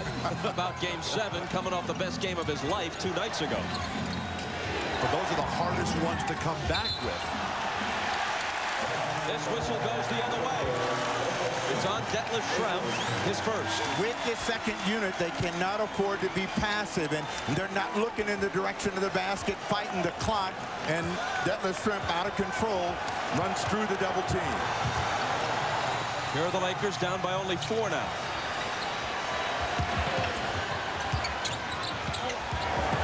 Shaq to the baseline, cut off. Rick Fox had it knocked away. Bonzi Wells with the steal. Bonzi Wells is very good defensively in the passing lane. Foul Glenn Rice. And that'll be 1 on Glenn. Detlef Schrempf seems to be in that zone himself, along with Rasheed Wallace. The way he's finishing, the way he's moving, get him the ball, give him an opportunity. Don't wait for something to just luckily roll his way. Greg Anthony, Sabonis, the playmakers, they've got to see that in Schrempf. There's only one guy in that zone. That's Wallace by himself. Bonzi Wells. I don't know. Maybe Walton was right. That's the play of a guy who's in the zone. And it could be a 3-point play. The foul was on Fox, his first. Well, Bonzi Wells feels he can score against anybody, and when he's in an attacking, aggressive move, and you can see almost lost control of the basketball on the play. Dunleavy approves. The lead is 6. Wells can make it 7 with the free throw. Gawan D'Angelo Wells, nicknamed Bonzi, we're told, because his mom craved bonbons when she was pregnant with him. How many guys named Bonzi do you know, Bob? Only 1. Me too. Interesting inquiry. I wish I had a more interesting answer. But coming back from a huge performance for young players, that is so difficult to do. Bonzi Wells appears to be up to the challenge. Derek Fisher. It spins out and into the hands of Sabonis. Shaq's not putting enough pressure and getting to the offensive glass. He's allowing himself to be blocked out. Still Trailblazer ball. Well, we have played the first quarter plus more than 4 minutes of the second, and Shaq is without a field goal. He has 3 assists. He's made 4 free throws. He has no baskets. The Trailblazers are controlling the play at both ends of the floor. As they mop up the floor, watch the matchup between Wells and Bryant. Scottie Pippen trying to settle Rasheed Wallace down. Shaq also has 0 blocks and 0 offensive rebounds. Bonzi Wells feeling it. Kobe Bryant forced him into a difficult shot. And then a loose ball foul. So sometimes you got to corral that emotion and energy. The way Kobe is staying down, there's no gambling here. He's got size, strength, jumping ability over Bonzi Wells. Wait for Bonzi to bring it into you, then just tap it away. And then Bonzi, in his exuberance, commits a needless foul, his first. Oh, Bryant was hot. He was ready for a lob pass, didn't get it. And that's one of the things the Lakers are doing. Not moving the ball, not moving people one-on-one. Bryant kicks it away. Talked about this in Showtime. Kobe trying to get it done by himself. Dump it into somebody. They're automatic on the double teams of Shaq. Everybody else is then playing 4-on-3.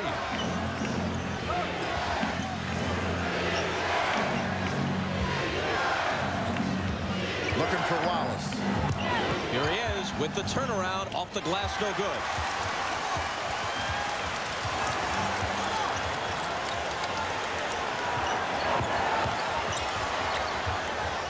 Derek Fisher for 3. Way off. Oh. Keep your hands up on that one. Watch your face coming in for rebounds. Is that really the shot you want? Cross court to Greg Anthony. He finds Wallace for 3. That is the shot, evidently, that Portland wants. Well, Phil Jackson has to be hugely concerned here. Kobe shooting air balls, Derek Fisher shooting air balls, and Shaq is doing nothing. And Portland, which led by 10 earlier, has reestablished that 10-point advantage. Here's the 3 by Rasheed Wallace, who during the entire season, more than 80 regular season games, was 8 for 50 from beyond the arc. But he's been a 3-point shooting machine in these playoffs. He's 6 for 10 on threes in this series. I talked to his secretary. He can't make it. What do you mean he can't make it? I mean, he can't make it. Well, if he can't make it, then we got to reschedule the meeting. I mean, this whole project was his idea. If he sees the numbers from research, he's not going to be happy. Yeah, I know. I mean, I get physically sick looking at these numbers. Tom, could you hold on a second?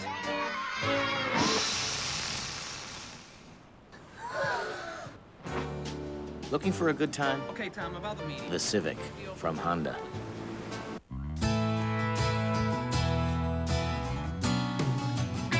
Where do some of America's most successful people get their start? Did somebody say McDonald's? This kid grew up to be this man. On July 7th, the two of them will actually meet. So let me get this straight. I grew up to be a loser! Bruce Willis, Disney's The Kid, rated PG. The battle continues. And only the mighty remain. It has been a war. On a quest for greatness, their destiny awaits. Oh, no! Block, what a rejection. Great steal! Got it. And from the chaos will come a champion. The NBA Finals 2000 on NBC. Coming soon. After failing to qualify for the '96 Olympics, sprinter Maurice Green had thoughts of giving up. But quitting was not in his blood, so he drove halfway across America to give it one last shot with a new coach. Now he's the world's fastest man, favored for Olympic gold. The Olympic Games on NBC. Follow the dream. Bill, has Shaq been too passive here? Absolutely. You have to establish your game. Shaq has not done that. Game 6, Friday night in Portland, the fourth quarter, one-shot attempt. Shaq is giving it up against the double teams too readily, too easily. Today, the whole game, he's only taken 2 shots. Now, granted, they've fouled him, they've hacked him, they've put him on the line a number of times. But this is a guy, one of the most dominant players and forces in the history of basketball, who should be attacking, who should be knocking these guys underneath the basket. Bill, he's a center, and you got to bring the game to him, and they haven't brought it to him. Oh, that's another off-touch. Oh. They got him the ball, but he drilled Sabonis. And now it's O'Neal who has 3 fouls. This is a very tough play. You need, as a defensive player, to keep that elbow above Shaq so that when he turns, you don't get hit in the face. Very, very dangerous play by Sabonis. Bonzi Wells on the drive. Yeah, it's on Bonzi, the offensive foul. And Rasheed Wallace, in a rare situation, becomes the cooler head, pulling Bonzi away from the official. Well, I mean, Wallace, since his opening game, has done a better job of keeping himself under control. Wells out, Steve Smith in. But how about the cool head of Phil Jackson? He's leaving Shaq in with 3 fouls. There's 6 minutes to go. If Shaq picks up his 4th foul, the way they're calling it offensive on him, Lakers could be even in more trouble. They go deep to him for the hook, and there's his first field goal. Midway through the second quarter, his first basket. He went on the catch. He went before anybody could get there. It was a good hard post-entry pass.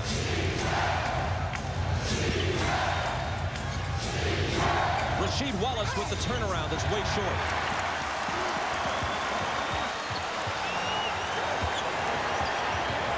Bryant into Shaq. Turnaround jumper. That is a tough shot.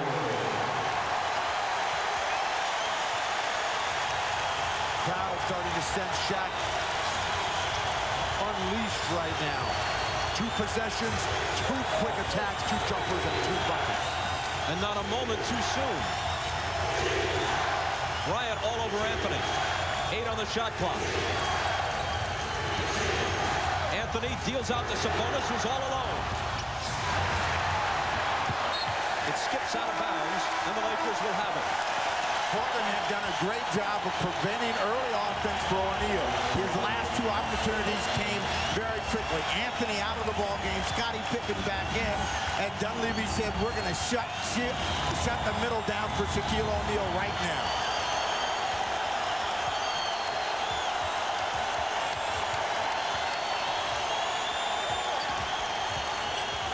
Glenn Rice for 3. And it cuts Portland's lead in half. From 6 to 3. It was 10 only moments ago. A 7-0 Laker run.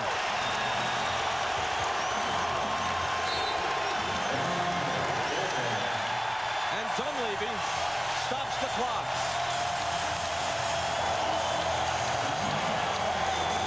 Shaq hit 2 in a row. Rice switched to triple. And just like that, the crowd is alive. You see how deep Shaquille O'Neal gets position, and that's what makes the scoring attempt possible. And now, once they've got an inside attack going, the Trailblazers get just a little bit too loose defensively. Look at the distance that Wallace has to come to try to get the right. You're watching the NBA playoffs on NBC. All right, suckers, ears up, minds open. Mrs. Jones on the microphone. It's KG's 5th anniversary of going from high school to the league, which got me wondering, why are people so concerned about b-ballers going pro after high school, yet so unconcerned about baseball, hockey, and tennis players turning pro early? Shouldn't everyone go to college? The kid thinks so. That's why he takes classes. The more education, the better. Can you dig it? Bonding among the nomadic males is a fascinating process. From my makeshift blind, I was able to observe their natural behaviors. They seemed capable of communicating only in loud, furious outbursts. Wisely, I chose not to provoke them. Do you think you're making a difference? We do. Since you started being a designated driver, or calling a cab for a friend, or serving responsibly, drunk driving fatalities are down 41%. To all who are making a difference, thank you. It's a better place to live. It's a better place to live. Thanks to you.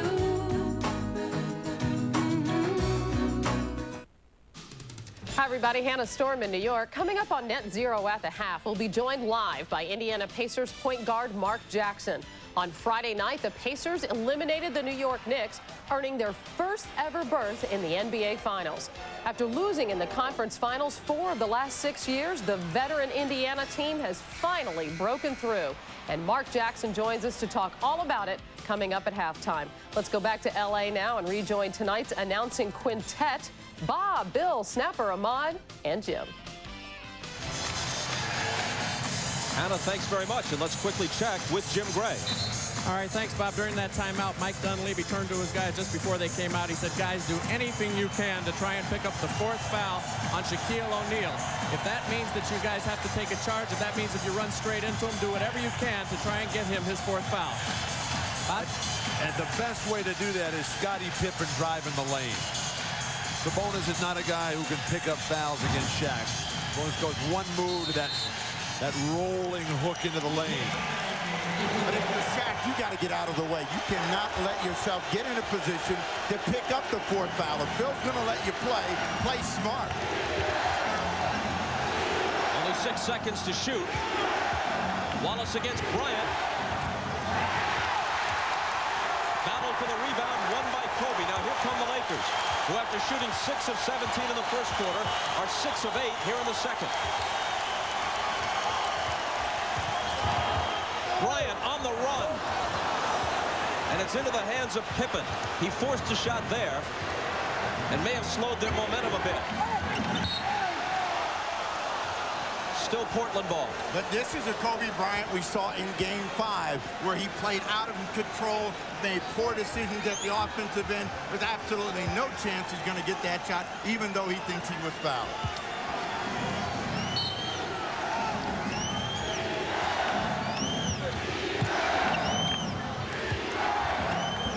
Sabonis thought about a 3.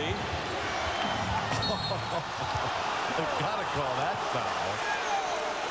And they do. It's on Brian Shaw, his first. Sabonis' perimeter shot is not going down. Shaw is arguing with Hugh Evans. But he attacked him.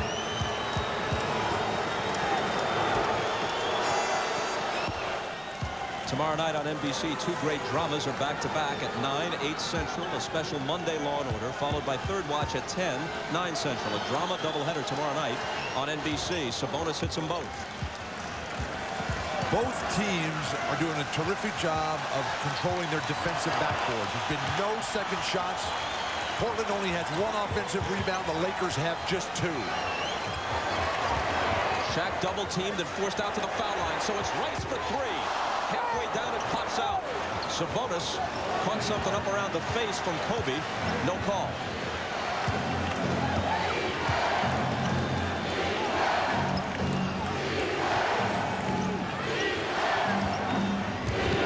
Steve Smith slicing to the basket, but he turned the ball over. And he's upset about it. He's chasing Steve Javie down. Then I got held. That's the reason I had to turn it over. You don't see many palming calls anymore in the NBA. Portland got hit with one there. Must be improved ball handling skills, Bob. I'm sure. Rice had it knocked away. Horry fires a 3. Way off with it. Here's Steve Smith. Detlef Schrempf against Rice to the left hand. And you know what's strange to me is we watch the Lakers run their offense. How can you shoot so much air when you're wide open? I mean, these guys are missing the bucket by a mile.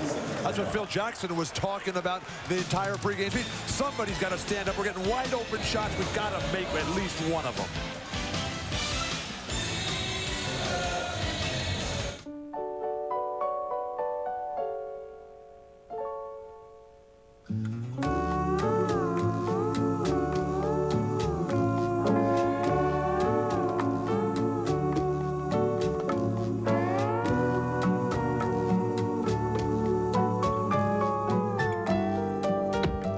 Approved V6 7-passenger enormously powerful Odyssey from Honda.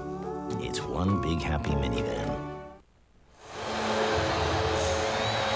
2:31 to play in the first half. The Blazers, trying to weather a run here from the Lakers, have upped it to 7. The Lakers have been on their heels the entire first half of play, and that bucket by Detlef Schrempf gave Dunleavy a little bit of breathing room. He's got the Lakers out on the perimeter. They're trying to find Shaq. They can't do it, and they're missing wide open shots. Why not step in, take an easier shot, and forget about the three? This is the lineup for Dunleavy with the addition of a Bonzi Wells. These 5 guys plus Bonzi Wells who should play virtually the rest of the game. The size, the strength, the length that these guys have in the zone that Schrempf, Scottie Pippen, and Wallace are in, that might be enough for Portland. But what about the way Bonzi has played the last few sequences while he was in there? Here's Rice into traffic. Brian Shaw unleashes the jumper. O'Neal overpowers Sabonis for the rebound. It's in the hands of Shaw for a hook off the glass. That's the kind of offensive rebounding that the Lakers need from Shaq. Just going up, leaving Sabonis flat-footed, rooted to the ground. Offensive foul, Steve Smith. That's his first. But with Shaq, Sabonis so intent on the block out. The rules for rebounding: anticipate the shot will be missed, get your hands up and go get the ball. Don't worry so much about the block out. Kobe. It's a two-pointer just inside the line. And a three-point game. This is a big defensive stand for the Lakers, and Portland's got to hop that ball, move people quickly. They're going to get a foul against Kobe Bryant. His second. Finally, some perimeter shooting for the Lakers. How many air balls have there been? A good look, quickness, right off the pass. The Lakers get in trouble when they pass it to one guy and that guy stops the play, because then everybody else is hesitant, not knowing if there's going to be a shot, if there's going to be a dribble. A lot of conversation, Shaw and Bryant with Steve Javie, and they're talking about the way that Steve Smith gets position against him. But Kobe Bryant helps Steve Smith out by playing him too close and tight. He gets right underneath them, and it's real easy to hook the hole and fall away and get the call, and he's getting worked by Steve Smith. Smith, an excellent free throw shooter. And as soon as I say that, he misses the second of 2. Biggest goal for the Lakers in the last minute and a half. Don't have Shaq pick up his 4th foul. Phil Jackson might want to think about taking him out right now. They're close enough.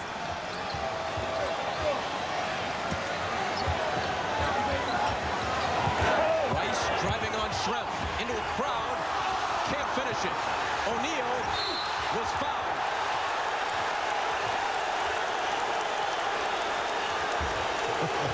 And that could be 3 on Sabonis. Let's see.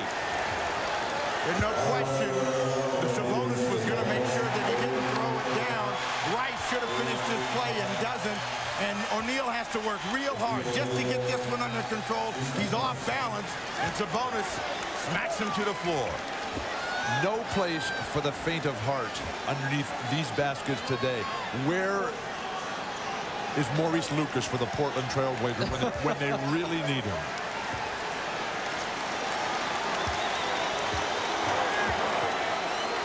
You know, I don't think Maurice could pull in more than 3 or 4 rebounds in this game, but that's because he's 48 years old. Don't tell him that. Granny and Sabonis goes out of the ball game. Meanwhile, Shaq, as Sabonis sits with 3, has made 5 consecutive free throws.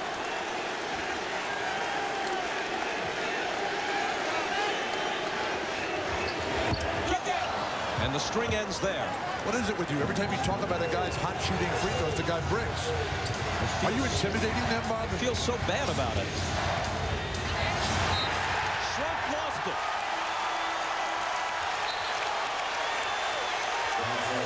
And it's Laker ball, down by only 3 with 1:04 left. And they get assigned a delay of game, which could hurt them on the last possession if the game comes down to that. Detlef Schrempf, who has been flawless throughout this game, just absolutely bobbled that ball. Inexcusable. As you suggested, Shaq sits rather than risk a 4th foul. Pippen reaches in, almost takes it from Kobe. Bryant's got it back. John Sally in for Shaq with a pass to Rice. Now it's Shaw into the lane, off balance. And it's going to go against the Lakers. It's Shaw's second on the charge. Shaw and the Lakers not doing a good job once they get into a scramble of finding where they want to get this shot. Off this drive, he gets by. Pippen steps right in and takes it. Scottie Pippen is one of my favorite players. This guy does so much. Really? This guy, he is on the ground so many times. He is taking charges on Shaq, taking charges on guys coming in, driving to the hoop.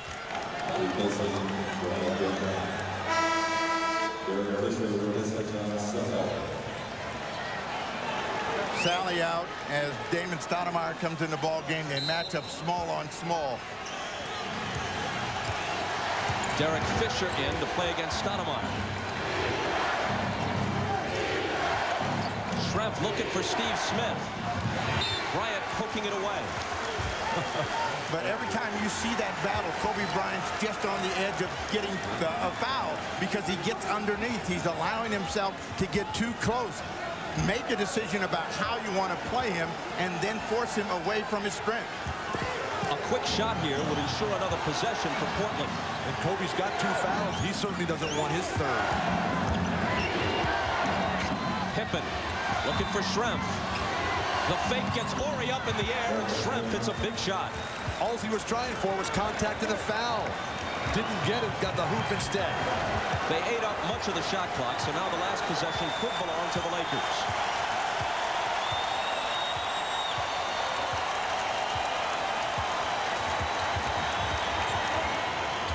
Shot of Kobe, a great pass, and an emphatic finish. Portland has 4 seconds. Pippen beats the buzzer. And nearly hit it. After 24 minutes of Game 7, Portland leads by 3. The ball movement for the Lakers. With stagnant half-court offense early on, they're coming alive now with quick hitting plays. The back cut. Scottie Pippen just couldn't reverse ground quick enough. And the explosiveness of Kobe Bryant cuts the lead to 3. Regardless of how this game winds up, the idea that Portland thinks the Lakers are the favorites isn't going to fly. Portland doesn't think there's any home court advantage in this game. And if the Lakers are the NBA's best team, or at least the Western Conference's best, they're going to have to go through Portland to prove it. And the Trailblazers, even when they were down 3-1, were not convinced. And now they lead with 2 quarters remaining in Game 7. Hannah Storm, Isaiah Thomas, Peter Vesey, and Doc Rivers stand by in our New York studios with Net Zero at the half. That's next.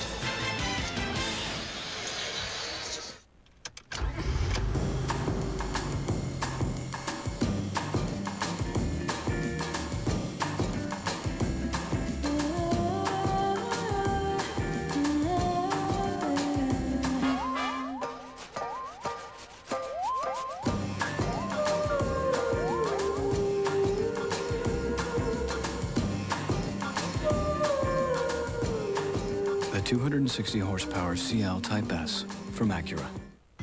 There's something about that honey barbecue sauce. Hitting those 3 big strips of crispy chicken. And all that melted Monterey Jack cheese hitting that sauce. And every bite tastes better than the bite before. Oh, baby! Maybe I spend too much time thinking about that new sandwich from KFC. Maybe not. Get over to KFC for the new Honey Barbecue Crunch Melt. Hurry, it's only here for a short time. It's that good. There's nothing going on here tonight. Ever notice if you rub your eyes for a while, you start to see little stars and stuff? You see? No, I don't see anything. You gotta rub harder. Red dots, okay? Is that what I'm... This is great. Wait. You see it? Oh, yeah. I got flashes. Whoa. I see blurry blobs. 2 of them. Ooh, lightning. It's like a French painting. Big night out. Tiny amoebas marching together. Grab a Miller Lite. It's Miller time. It's on me, guys. Thanks. See, that was kind of cool. Yeah.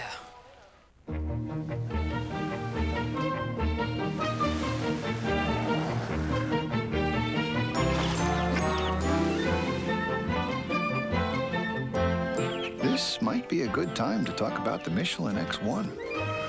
Thanks to Michelin technology, it gives you long mileage and better wet braking than any rain tire.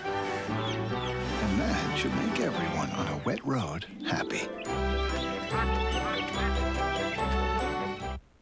Columbo, Kojak, Magnum PI, and now the adventure begins. The Michael Richards Show, coming this fall to NBC. On November 5th, Jackie Ethel Joan, the epic television event based on the best-selling story of the Kennedy women. Women of Camelot, NBC, November 5th.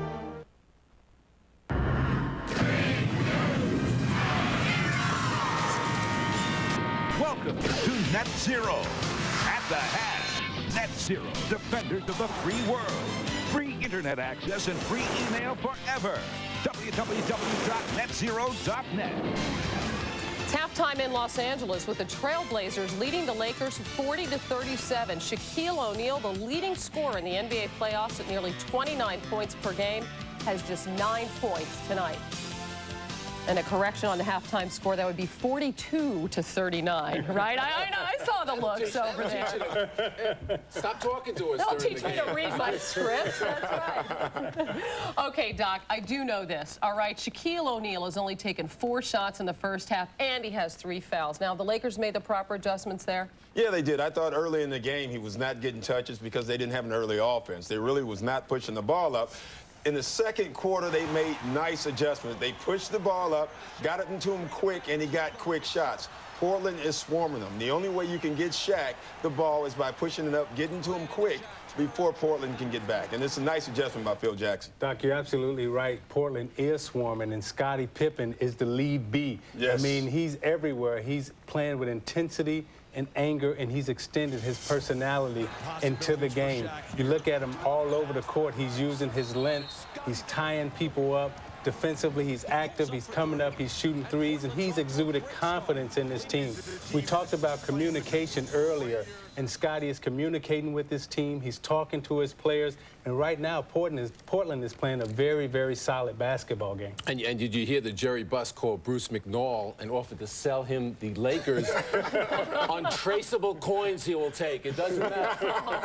But you said before the game that Sabonis, Kobe Bryant and Shaquille O'Neal, those are the key guys not to get in foul trouble. Now, Sabonis, when he's in foul trouble, when he's out of the game, they're -4, the Blazers. When he's in the game, they're +7. Well, he does 2 things. He takes Shaq away from the bucket, 1, on offense. 2, it's a big body on defense. All right, what about Glenn Rice? Do they need more from him, especially if Shaq is going to be hampered here? Oh, certainly, but it's tough when you're the third wheel to ever get involved in any offense. All right, well, meanwhile, tonight's winner advances to the NBA Finals to face the Indiana Pacers. Indiana is going for the first time in franchise history. It's also the first trip to the Finals for 13-year veteran Mark Jackson. And many of the Pacers said after the Game 6 victory that the player that they were most happy for was Jackson. Mark Jackson joins us now. Congratulations, Mark.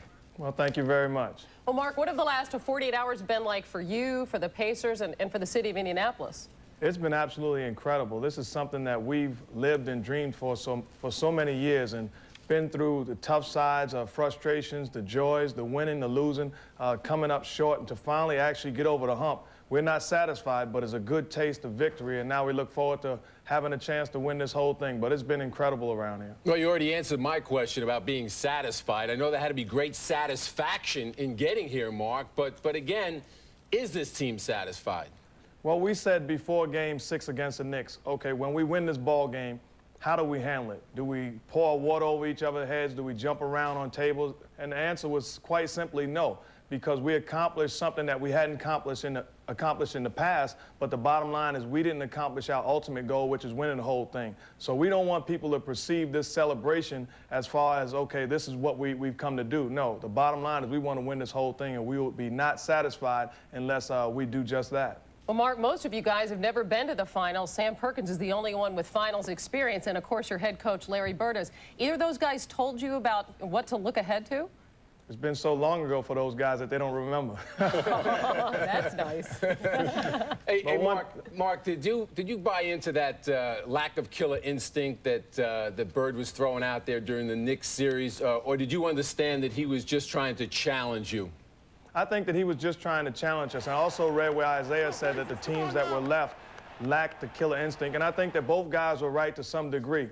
all four of the teams that was remaining was so similar in talent. I think the difference was the loose balls, the rebounds, the little things. And I think that's what we perceived that comment to be. So it was important for us to take care of that statistic, and then everything else will work out fine. Well, you know, this interview would not be complete unless we talked about Reggie Miller and the kind of game that he played. I mean, I see this guy as a contract killer who's going after his next contract. In that last game, you know, while everybody else came to play, Reggie came to win. Just talk about him, Mark. So you think about it, in the second half, we were not getting anything done offensively, and we were struggling to some degree, and those guys put a run on us. I quite simply went over to Reggie because we talked a lot after the games and before the games. I said, hey, don't call me after the game telling me what you should have did. This is the opportunity for you to take over this game. And I didn't know he was going to do it in that type fashion. Just a phenomenal, phenomenal basketball player that rises to the occasion and makes big shots and big plays after big play. All right, Mark, again, congratulations. Thanks a lot, and we'll see you Wednesday night. See you in the finals. Okay, it sounds good, doesn't it? Yes, Our coverage of the finals gets underway Wednesday night at 9 o'clock Eastern, and tip-off for Game 1 is just after 9:15. Mark Jackson and the Pacers will be in either Los Angeles or Portland. And, gentlemen, is there any way that Mark Jackson can have a sense of what's about to happen to him? And I remember my first trip into the finals when we beat the Celtics in Larry Bird, and Kevin McHale walked over to me at half court and he shook my hand and he said, "Don't be happy just to get there. Go and win." Now, I heard everything what he was saying, but I didn't really hear him because it didn't register. We went there, we beat the Lakers in every statistical category, but they won the series because they were smarter. Why would a Celtic give a Piston advice? I agree. What's wrong with that I had known McHale since high school, so you know, so we go way back. I agree. All right, we'll be back after this message from Net Zero and a word from the NBA.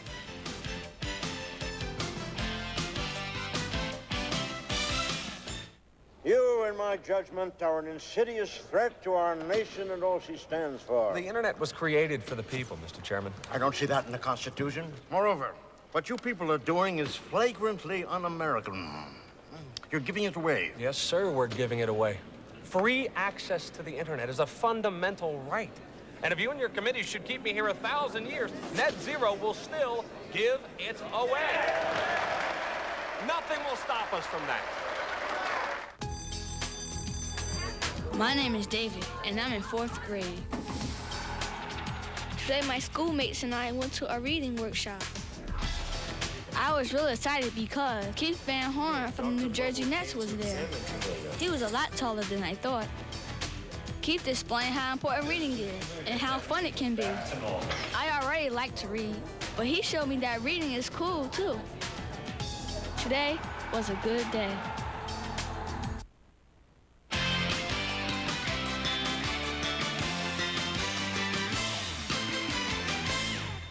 Quick update on some other sports news today, starting with the day at the French Open. On the women's side, no surprises, although Martina Hingis did lose her second set 6-love, but she prevailed in 3.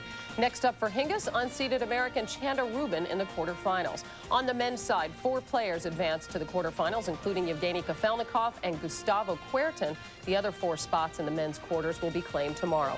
Our coverage from Paris picks up 3 hours next Friday, beginning at 10 a.m. Eastern Time with the men's semifinals. This week's stop on the Winston Cup circuit was at Dover, Delaware, and a big day for Tony Stewart and Joe Gibbs Racing. Stewart, who had a disappointing second year, took the checkered flag, becoming the 12th different winner in 13 NASCAR races this season. And there was one game in the WNBA today, the defending Eastern Conference champion New York Liberty visiting the improving Washington Mystics, and Washington won it by 12 as Shamiqua Holtzclaw led all scorers with 22 points. Our WNBA coverage resumes next Sunday, 3 o'clock Eastern. Lisa Leslie and the LA Sparks against league MVP Yolanda Griffith and the Sacramento Monarchs. We're just 24 minutes away from completing the NBA Finals picture. Will it be the Blazers or the Lakers? Portland leads by 3. We'll send you back to Los Angeles for the second half after these messages from your local station. This has been Net Zero at the half. Net Zero, defenders of the free world. Free internet access and free email forever. Call 1-800-DEFENDER. Pressure's down. Breath's decreasing. We got a gunshot victim, single wound to the chest. I swear to God, we brought this kid in 2 months ago with a GSW. They keep getting shot, we keep bringing them in. Hell of a job, huh? It is if we can keep him alive. Yeah. IV's wide open. O2's at 10 liters. Yep. Check him. Damn it, tension hemo-pneumo. Give me a 14 gauge, I'm gonna dart him. Coming at you. Yep. You go. You don't want to see this.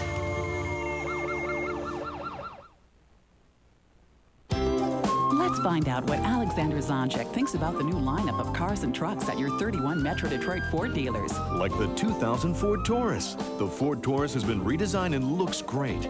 Current lessees can lease one for only $214 per month with $24.27 due at signing. Taurus SE is equipped with air, automatic, V6, power mirrors, and more for only $214 per month. To experience the full lineup of Ford cars and trucks, follow Alexander to your Metro Detroit Ford dealer.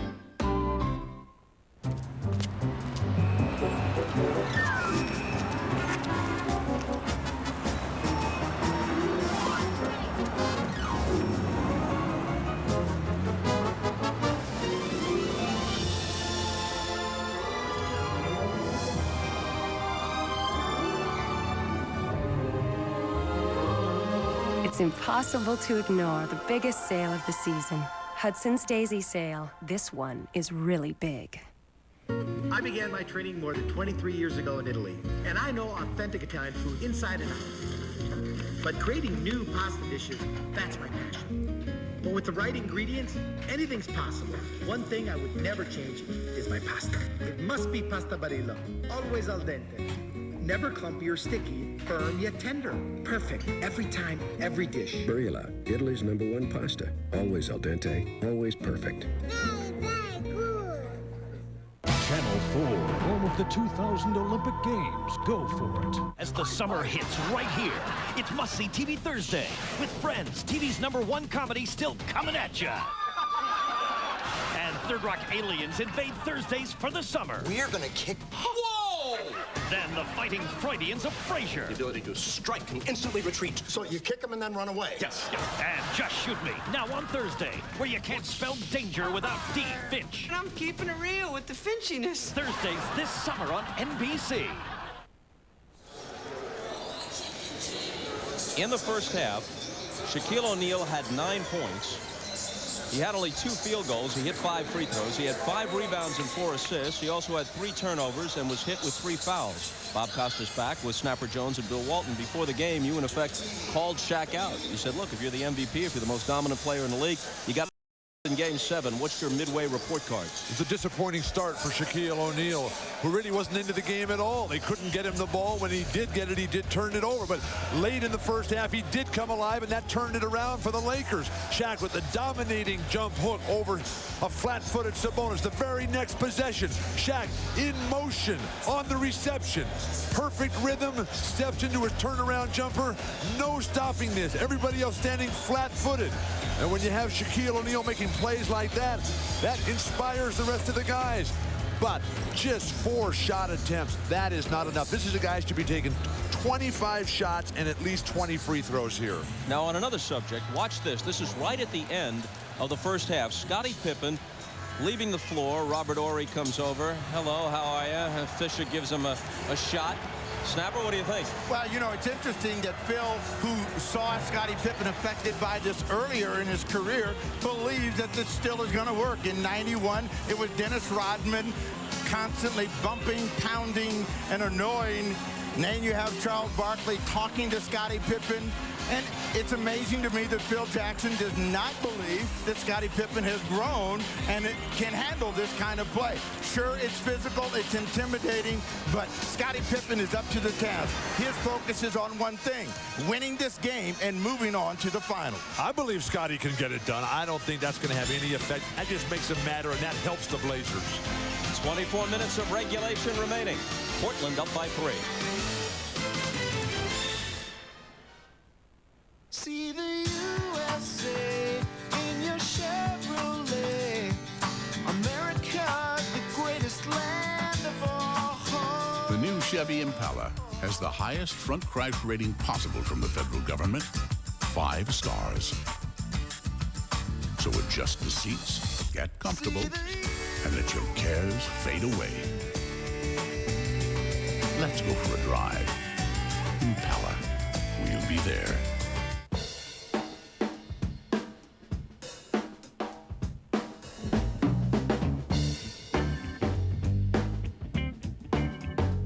Play McDonald's Hatch, Match, and Win game based on Walt Disney Pictures' Dinosaur, and you could win some very cool prizes.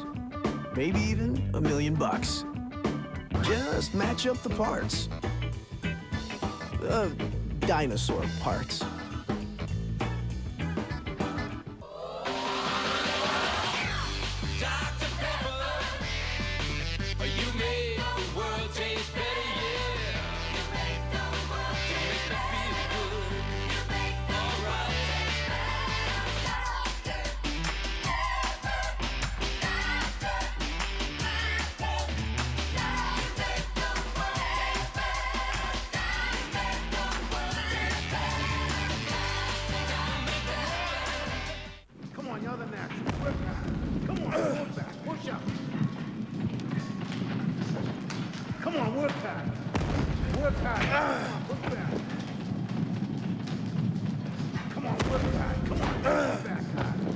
That's it, Robbie. Come on, you're the natural. Come on, work. Push it back. Come on. Work hard. Come on. Lift up, lift up. Come on, work hard. Push. Hey, buddy. Time to go for a run. What would you do if you had to go for a run with an Olympic champion sprinter?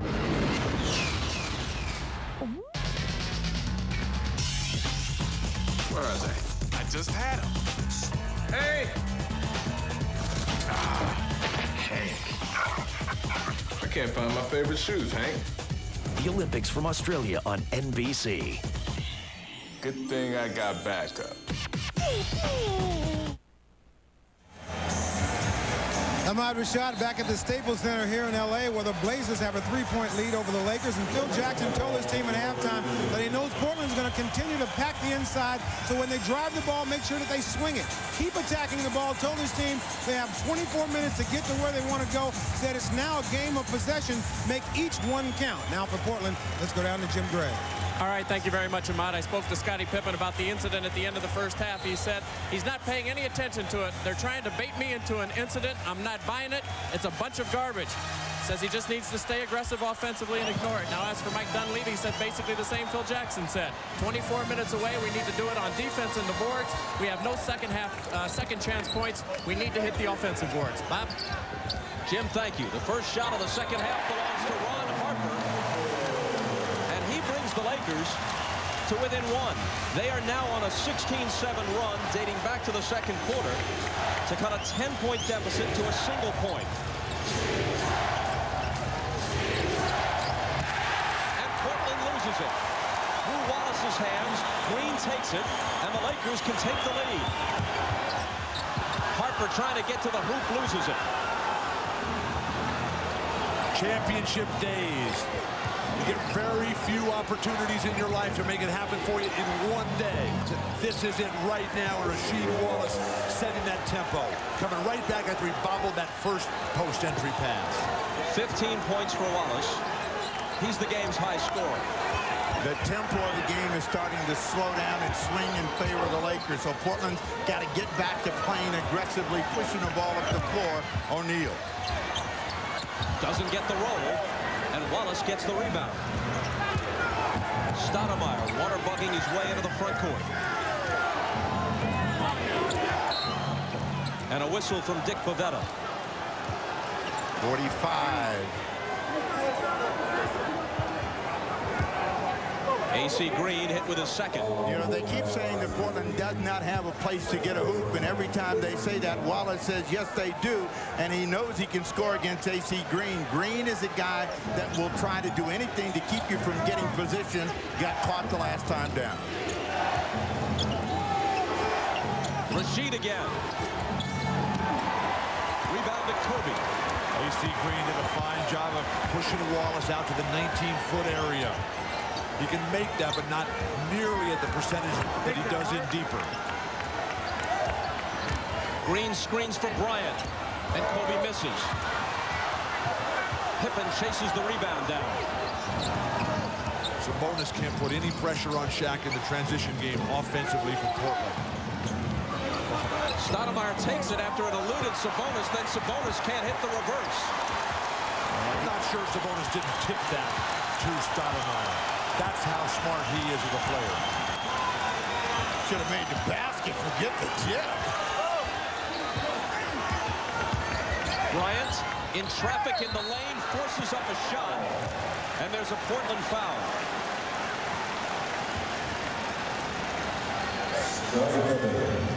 Kobe doesn't appear to have much confidence in his teammates right now. Coming off the screen, getting deep into the lane here. He's got 4 Trailblazers all surrounding him. That means somebody's got to be open. The double, triple clutch there. Sabonis dangerously close to a goaltend violation. You know, Kobe Bryant came to the arena at 11:30 to shoot extra shots. Let's see if it pays off. He was on the line. He's already missed one. Let's see if he has a big half if he gets to the line. He's scored 14 now, and again it's a one-point game.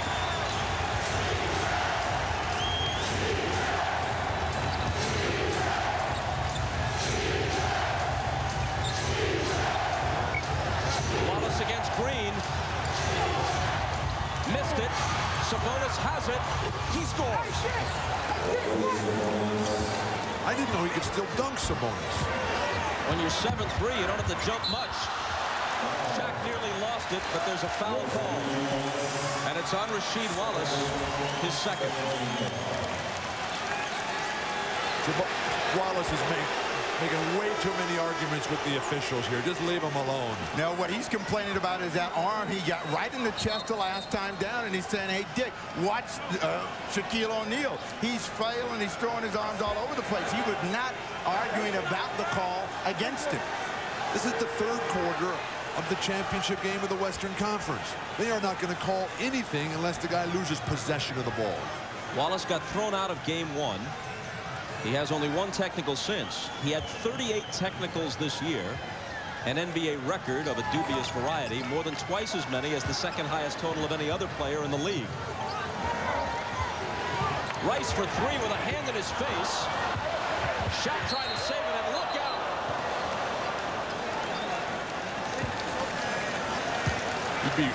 A, is he all right? And B, how many people were pancaked on the landing? Well advised to get out of the way when Shaq starts making this type of play. Shaq Diesel coming down the tracks, and you are easy prey in row 2. Stand in and take a charge, somebody. Ouch.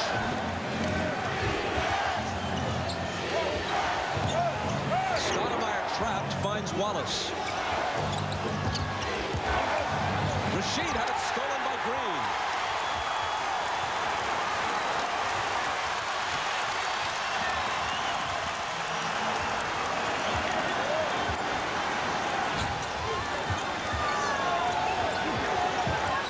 Kobe Bryant, cross court to Harper.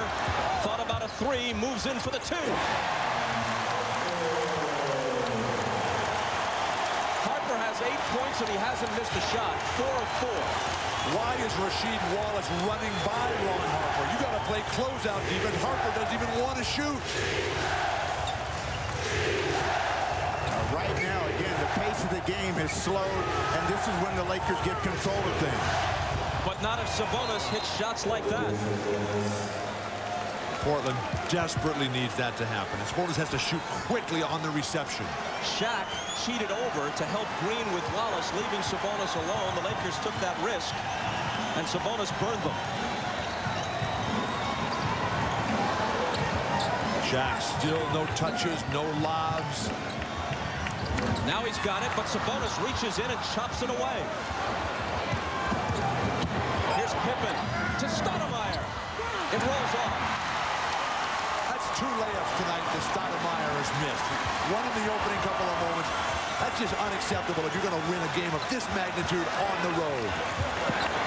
Shaq to Green, and they knocked it away from him, but AC was fouled.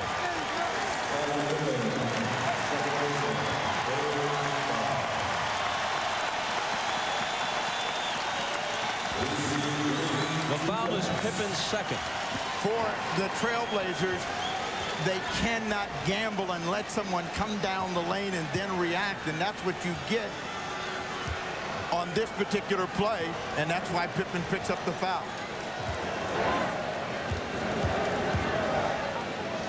Dunleavy talking it over with Hugh Evans. Green misses the first. They were remarkable heroes, but many of their stories were never told. Now at last a tribute. The opening of the National D-Day Museum, and who better to bring you this special event than Tom Brokaw. Don't miss Home of the Brave on NBC Nightly News tomorrow. The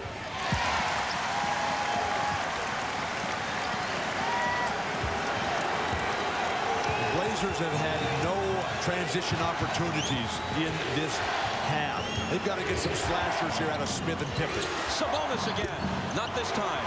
The Lakers can tie or take the lead with a three. It's Kobe off the dribble. He was fouled on the release. Stoudemire hit with his second. And Kobe's going to have a chance to tie this game when we come back.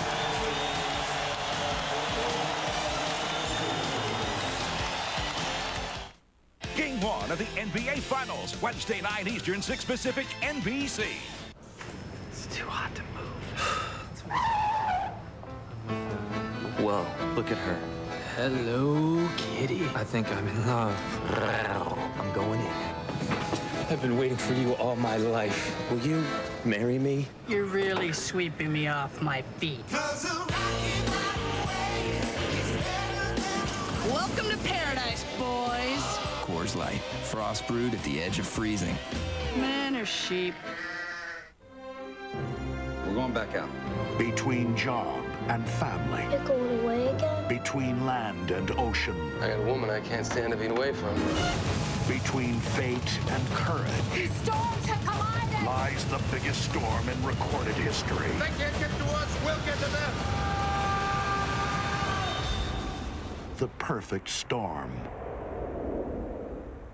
Rated PG-13. Starts Friday, June 30th. Who wrote up this chart?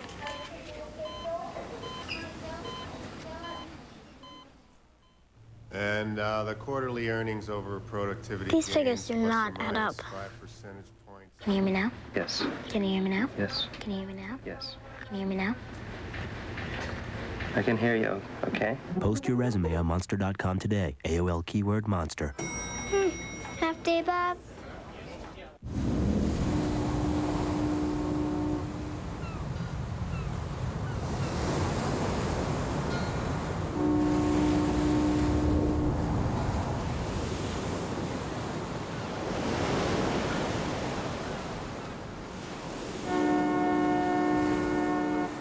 Chevy Blazer.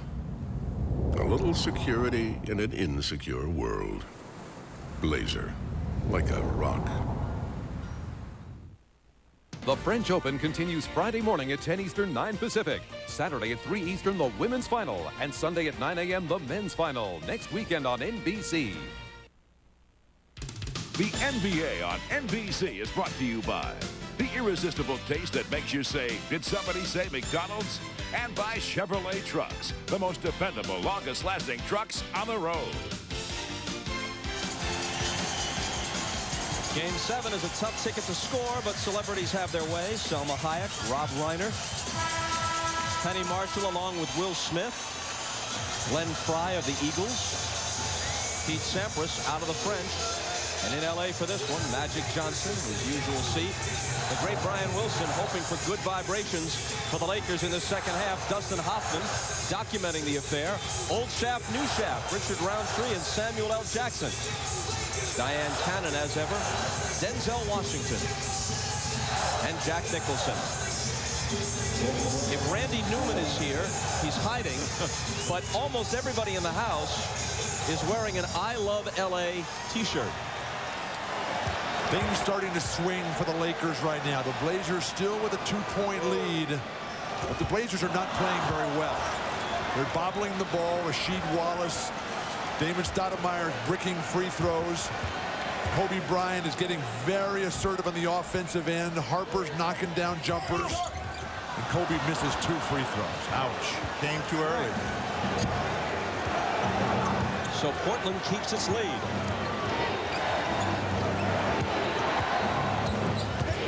Stoudemire out to Sabonis. Shaq comes out to meet him. Scottie with Sabonis screening. Misses the 20-footer, and Bryant skies for the rebound. Rice in transition. A whistle as he takes it to the hole. Do they count the basket? No. I take it back. They give him the basket that ties the game. Glenn Rice is playing terrific defense, and now he senses his game is coming alive as he just puts his head down and gets to the hoop. Pick a Blazer to call the foul on. Virtually everyone hit him on the way in. Harper, Shaq urging the crowd ever closer. Lakers lead on Rice's three-point play. The foul was on Scottie, his third. Yeah, the Trailblazers have to get back to playing quicker, and the Lakers have had them working against the clock in every possession. A lot of pounding of the ball, not moving the ball, not moving people quick enough. Pippen thought about a three, goes into Wallace, and you could barely hear it with the roar of the crowd, but there was a whistle, and A.C. Green picks up his third. This is the first time since Game 4 that Portland has played from behind this late in a game. In the last 2 games, 96 total minutes played. 5.5 minutes the Lakers have led, and that was basically the beginning of Game 6. Nice pass, Scottie Pippen. Kobe Bryant had to come over and contest Wallace after he spun by Green, and Kobe gets hit with the personal. That'll be his third. Bill, Bob, let me remind you both, the most important time to be leading is at the end of the game, and that's what Portland wants to do. They find Wallace finally. Kobe Bryant, who's been playing a real tough, energetic game, picks up the personal foul. The wisdom of Confucius there.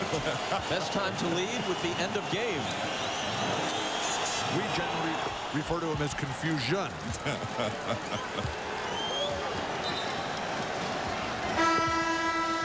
Bonzi Wells is going to come back in. Stoudemire will sit for the moment. Game tied again, 5:58 to play in the third.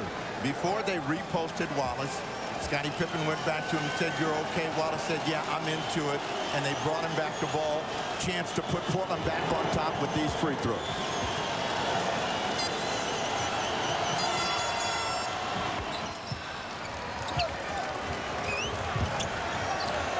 Still no Shaquille O'Neal for the Lakers.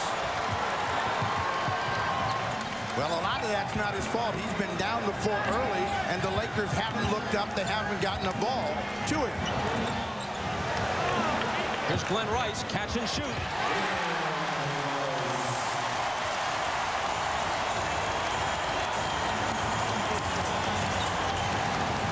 For Rice, Lakers by 1. Kobe Bryant and Glenn Rice are playing terrific defense. Steve Smith against Harper. Fadeaway jumper. Smith has been quiet when they get in trouble. Their 2 options are Wallace and Smith, and he delivers this time. That basket gives him 8. He scored 26 on Friday night. Kobe lets fly, but they wave it off. Foul is on Bonzi Wells, his third. The battle between Glenn Rice and Steve Smith. Rice moving beautifully without the ball, stepping back after Bonzi Wells gets trapped inside behind that screen, and then Steve Smith in the post. A devastating weapon that the Blazers need to utilize more. A.C. Green looking to tie it with 5:02 to play in the third. Ouch. The Lakers have come back from a 10-point deficit, but Shaq is scoreless in the second half. He had only 9 in the first half, 17 for the entire game, 13 beneath his average in Game 6. I don't think his teammates are creative enough with getting him the ball. I think they just wait and wait and wait until it's a wide open play. Remember when Magic joined the Lakers with Kareem, when it was, when the Lakers were struggling before he got here? Magic came and said, "Hey, look, this is how you get the ball into somebody in the post." That's what this Laker team needs. But Kareem had a mid-range game with the skyhook. See, me the confusion of Portland right now. They're not sure where they want to go with the ball. Deep shot. That works. That works just fine. If he gets hot, how are you going to stop him? Because he can just keep stepping further and further away from the basket, Steve Smith. But the percentages work against you, and you want to be able to get into that shot a lot earlier on the clock. Into the lane for O'Neal. His turnaround is short. They harassed him into a very difficult shot. Everything is contested. Brown wanted a goaltend. Wallace went up there. That shot was coming down. They get nothing. Smith. Again. He's got it going. Phil Jackson needs a timeout quickly to make some defensive adjustments. The Lakers had come back from a 10-point deficit to briefly take the lead, but now they're down by 6. And you're watching the NBA playoffs on NBC.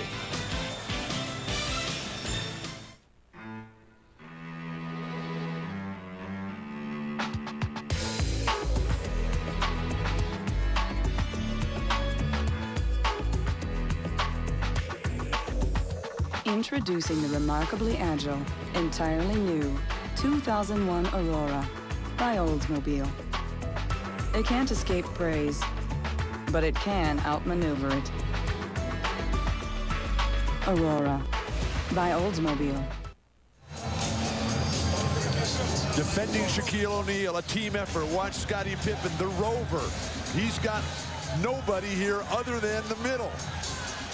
That just takes Shaquille O'Neal away from the strong hand. Shaq always wants to come in for that power jump hook into the lane. One of the 4 greatest defensive players in history, Scottie Pippen, has done a marvelous job of helping shut down Shaquille O'Neal this afternoon.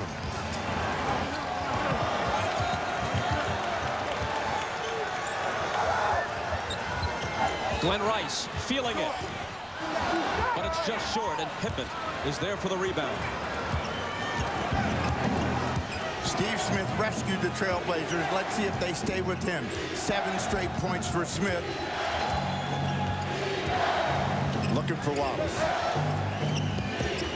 Oh, beautiful pass.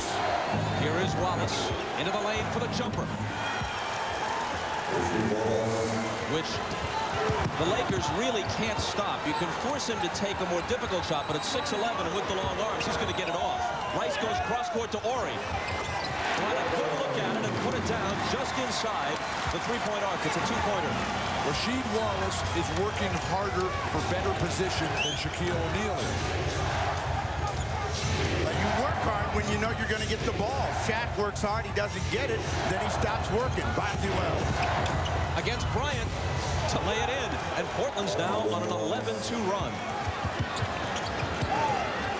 But they got back to quick-hitting plays, and Portland is scoring. Off Shaq's hands, a Laker turnover. If you throw it at his face, he's got a much better chance of catching it. Nice pass, Sabonis. Pippen gets it underneath to Wallace. And just like that, it's back to a 10-point Portland lead. Phil Jackson, who's wearing that championship ring from the 6th and final Bulls successful run, trying to have it rub off. Ori misses a 3. The bottom line, Bill, is Portland has more players and more ways to score, and the 2 stars for the Lakers have to score, and they have been shut down in the last 4 minutes of play. Portland asked for time. They're on a 13-2 run, and they've made 6 consecutive shots. Well, when you see Rasheed Wallace get the position, spin around, know that all I have to do is get set, he's going to be able to get the shot away. You know that they believe they can score against him. Ball movement, player movement, and Wallace right down at the bucket, point-blank range, and O'Neal cannot pick up this 4th personal foul.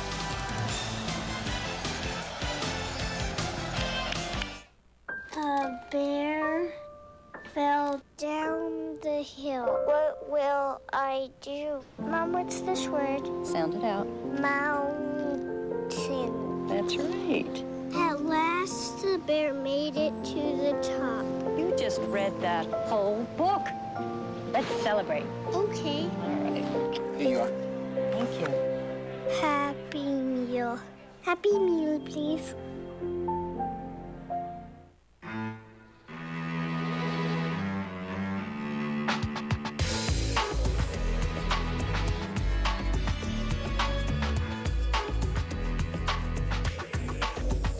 Introducing the remarkably agile, entirely new 2001 Aurora by Oldsmobile. It can't escape praise, but it can outmaneuver it. Aurora by Oldsmobile.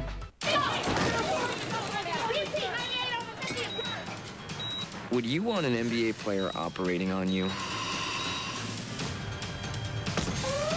Handling a nuclear reactor? Or flying your airplane? 479, change your heading to 109er. Would you want an NBA player disarming a bomb for you? Then why do you want one telling you what to drink?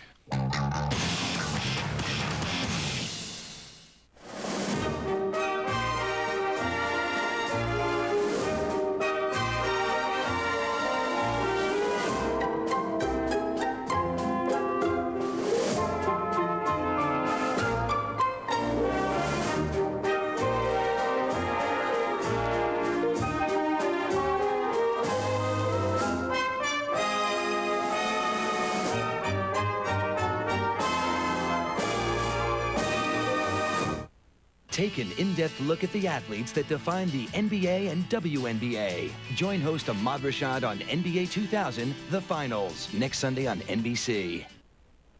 The NBA on NBC is brought to you by Oldsmobile and your local Oldsmobile dealers. And by Adidas. Long live sport.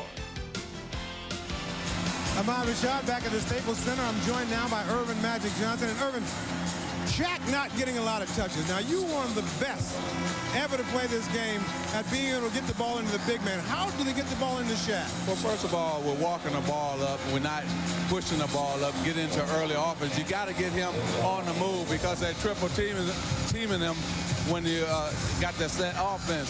And another thing, with shooting too many jumpers, we got to start our offense inside and then let him kick it outside for the shot. So he's not even touching the ball when we do come down and set it up, and that's disappointing right now because a lot of our guys can't get their own shots. Shaq has to help them get their shots. How about in terms of aggressiveness? As a team, Portland seems to have that edge. Oh, no question about it.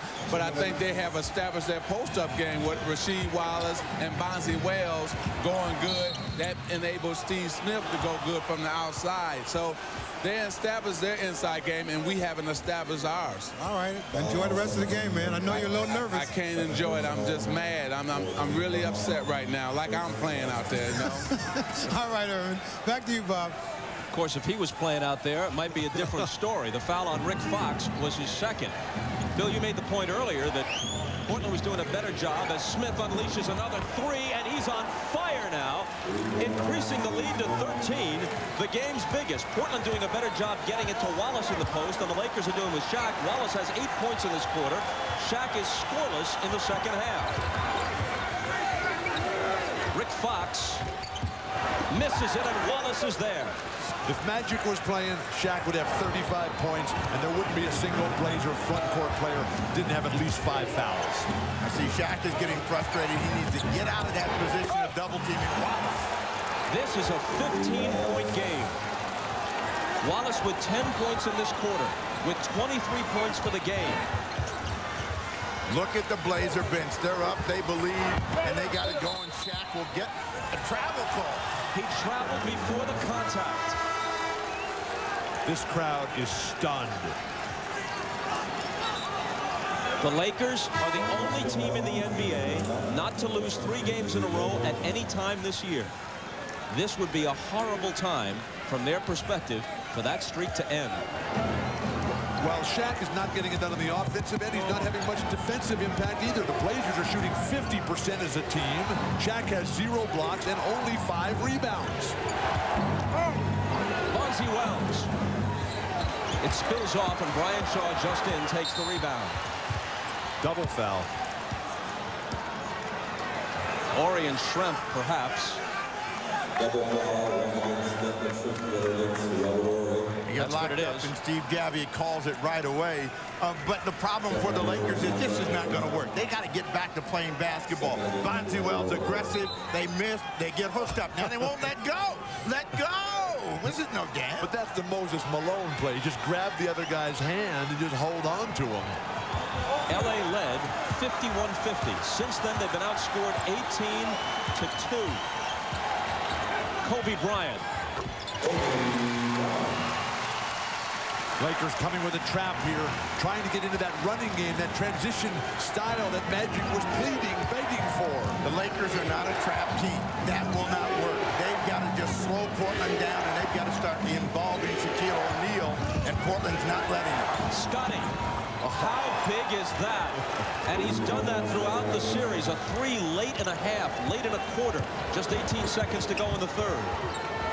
Lakers need something big here to try to fire the crowd up over the quarter break.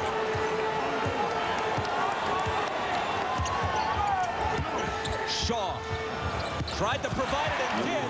Overshot it and banked it in for three. Steve Smith hurrying to the front court. Beats the buzzer. Brian Shaw, who was 4 for 4 on threes in Portland on Friday night, somehow banks in a three. But it's still a 13-point Portland lead heading into the fourth.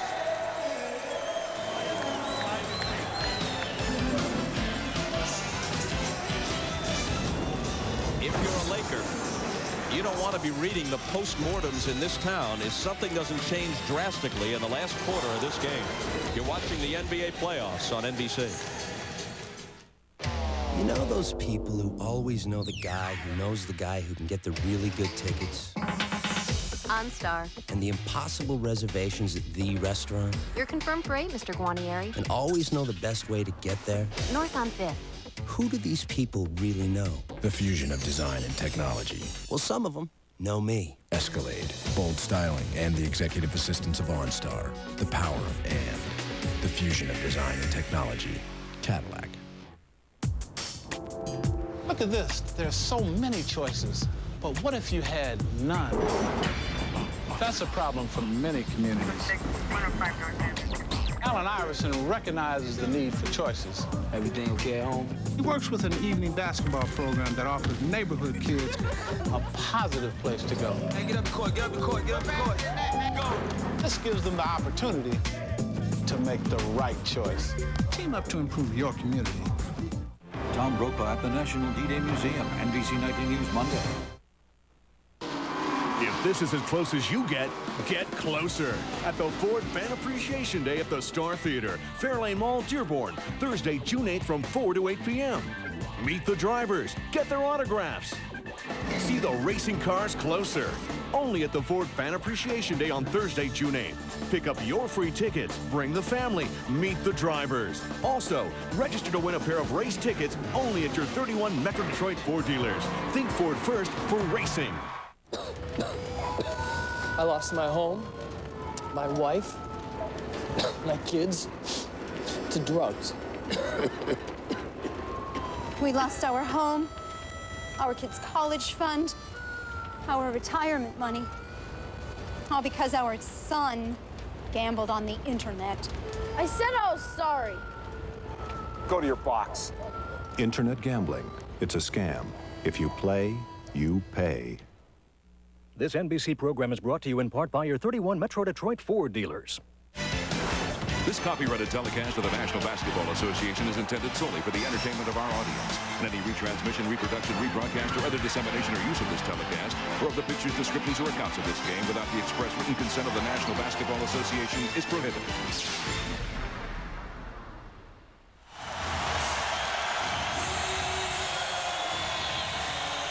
The Los Angeles Lakers won 67 regular season games. There have been 10 teams in NBA history prior to this year that won 65 or more in the regular season. Only one of them, the 73 Celtics, who lost with an injured John Havlicek in the Eastern Conference playoff to the Knicks. Only one of those 65-plus win teams did not go on to win the NBA title. Shaquille O'Neal was one vote from being the unanimous MVP. Kobe Bryant, second-team All-NBA, first-team All-Defense. Phil Jackson, one of the great coaching jobs in recent NBA history. And it will all be for something close to naught if they don't pull it together in the last 12 minutes here. Well, the first thing that the Lakers have to realize is they've got 12 minutes to play, and it's only a 13-point game. Not anymore. Steve Smith hits on the run, and it's 15. 12 minutes to do something in your life. This is where you just blast through all the pain and know that if you come up big, they go to the hack-a-shack defense early. Well, not in that case. He was trying to get to the bucket, and they were trying to prevent the shot. They could have tried to take a charge. That's not a good idea. They could have counted on him missing. That's not a good idea. Just foul him every time. Pippen made the first contact, and he gets his fourth foul. I don't think you go to the hack-a-shack. Portland is playing too well. Just keep the heat on. Make them have to come up with big shots every single time. Kobe Bryant's banker gives him 18. Smith trapped near midcourt, finds Pippen.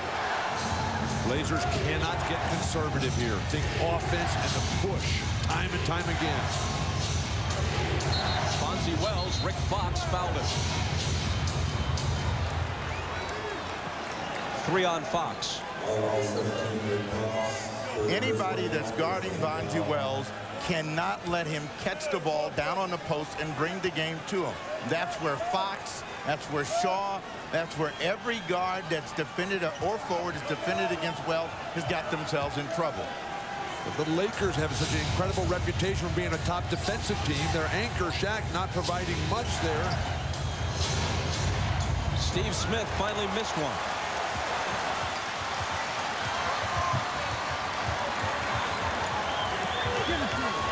Into Shaq. Sabonis fouled him on the catch. No basket. That's the kind of position we're talking about. That's the kind of burst.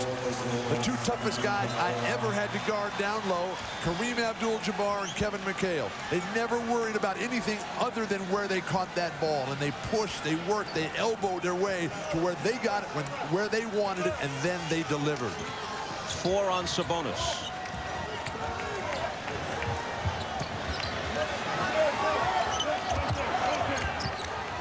Six seconds to shoot. Brian Shaw lost it. Pippen scoops it up. Bonzi Wells will circle back out. Not for long. He goes to the hoop and he's fouled. What's Rick Fox thinking?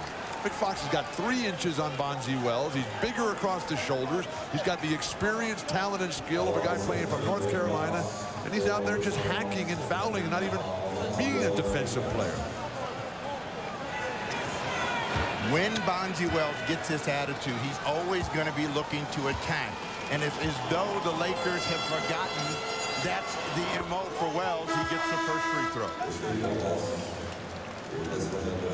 Schrempf out, Rasheed Wallace back after a short rest. You know, all the focus here, because of the marquee and because of the expectations, at least the national focus is on the Lakers. And Phil Jackson has the 6 rings as a coach. He was named the coach of the decade in the NBA, in the estimation of some people, the coach of the 90s in all sports. There's that ring from the last of the 6 Bulls championships.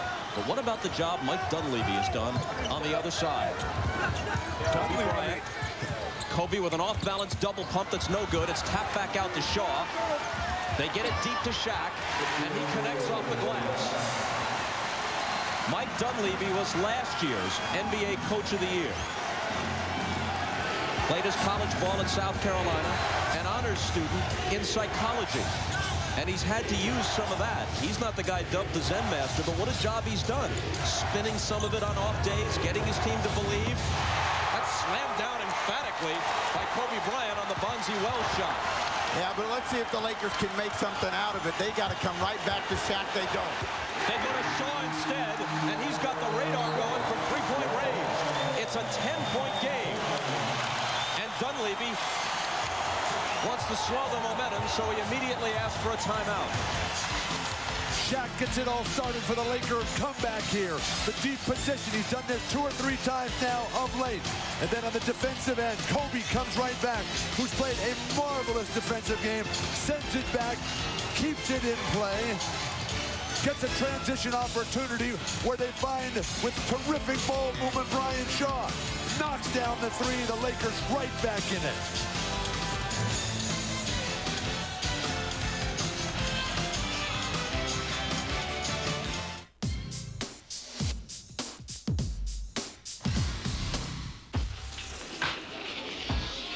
Like a furnace up in this mug.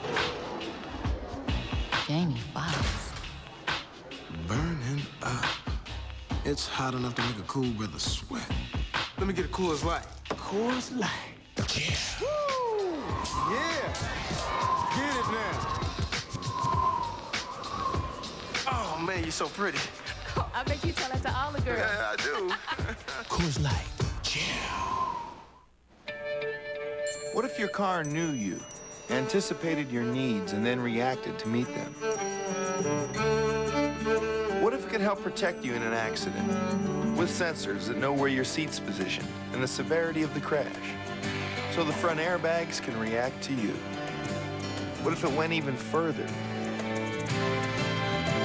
It's time to stop wondering what if. Introducing the new 2000 Ford Taurus with the advanced personal safety system. And we like to take you and mold you and transform you into this great, powerful, buff machine. MSN Project, day 37. This is fitness. Mike's been at the gym all day. Sweet, sweet. Oh, excuse me, that must be an incoming message. He just loves to show off how he can access MSN anywhere. Travel, news, stocks, even Hotmail. Who is it now, my agent? Not unless your agent's name is Mommy. Huh? Call 1-800-FREE-MSN to get the everyday web. Hi, I'm Smitty. I guess you could call me a plethora of information. For this, you're gonna need a blower, maybe a vac.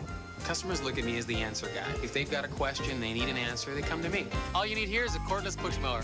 I'm gonna give you everything you need to take care of your yard. Tractor, definitely the lawn tractor. We've got everything you could possibly imagine in power tools, all kinds of stuff. String trimmer. I'm basically here to make sure the customer gets what he needs for the job. The Home Depot, where low prices are just the beginning. The NBA on NBC is brought to you by Keystone Light, always smooth, never bitter. And by Ford Outfitters, no boundaries. Shaquille O'Neal has all of 2 points in the second half and 11 for the game. Moments ago, here's what Phil Jackson said in the huddle. Get yourself in position to shoot the ball and shoot good shots. Forget about Shaq. He's open-toed in. If he's not, don't change your game just to go into him. Get the ball going. It'll loosen up. Down by 16 a short while ago. The Lakers are making a bit of a push here. They're drawn to it in 10.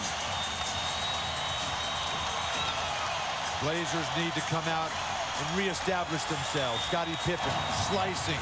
Steve Smith can't shoot under duress. Rasheed Wallace has got to get open in the post so he can deliver easily and effectively. The silencers are out on the floor.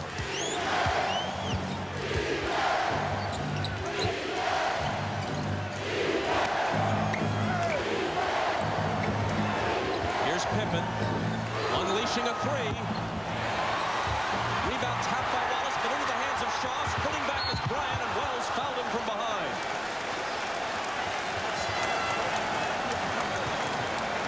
Blazers are taking tough threes right now. Mike Dunleavy trying to come up with one hot hand who he can ride for the last 9 minutes here. Scottie encouraging Sabonis. Now here's Bryant at the line, where the Lakers are having all kinds of trouble. They are now 10 for 20 on free throws in this game, and don't blame it on Shaq. He's 5 for 8, better than the percentage of his teammates. And Kobe Bryant is struggling. He's 3 for 7, and he came early just for this. He's now 4 for 8. He's an 82% free throw shooter for the season. This dates back to Game 6 when the Lakers shot 13 of 27. Kobe Bryant is good enough and disciplined enough. He's capable of leading the NBA in free throw percentage. win. Right now, he better. Wallace. It pops out. But on the offensive glass, it's Bonzi Wells. Laker defense has come alive. Wallace doesn't get the bounce. Lakers on a 6-0 run.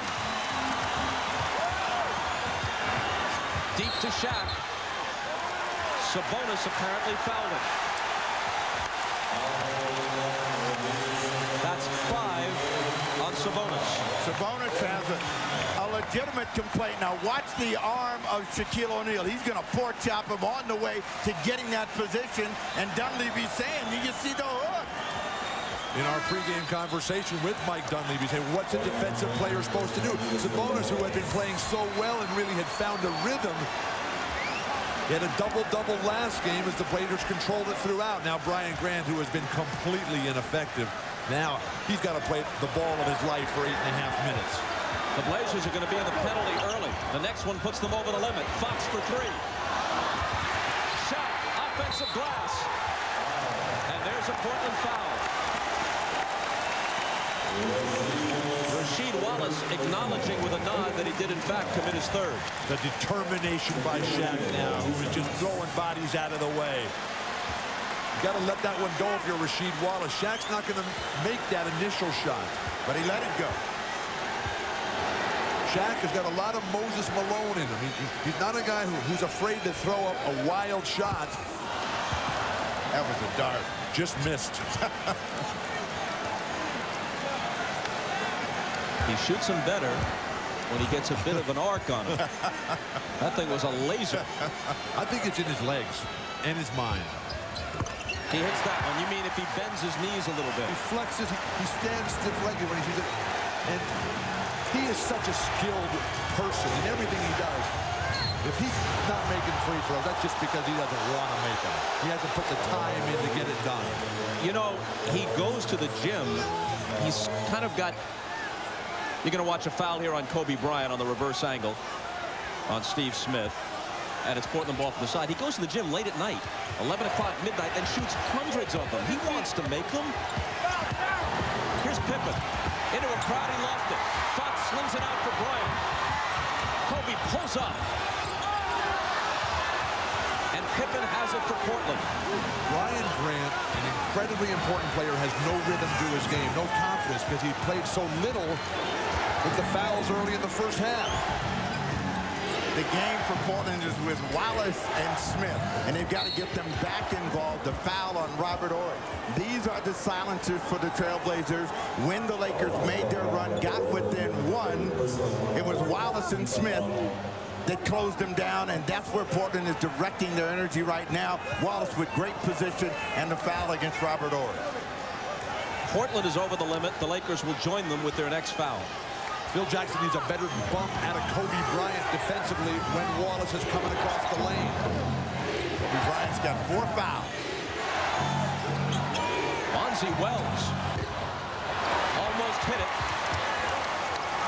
but can't stop what is now a 7-0 Laker run.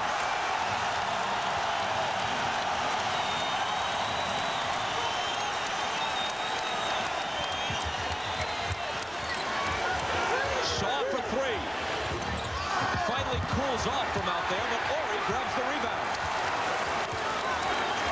His 3.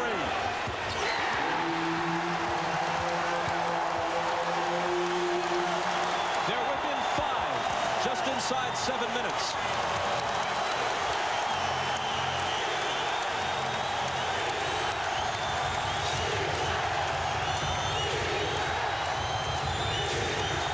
Rasheed Wallace cross-court to Grant, out high to Wells. 5 on the shot clock, it's Pippen. Grant had it taken away by Shaw. 10 unanswered Laker points.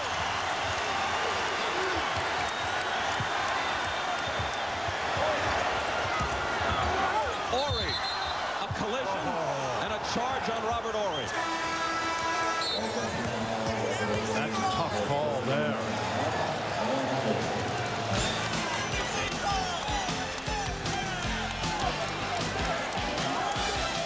Robert Horry is going to dig this loose ball out. He's going to dribble it out. He's going to say, hey, nobody else can make a shot. I'm just going to stroke a three here. Then he comes right back thinking he's in the zone. It's a heat check play, and he comes down the lane. Scottie Pippen again standing in there. How tough is he? You're watching the NBA playoffs on NBC.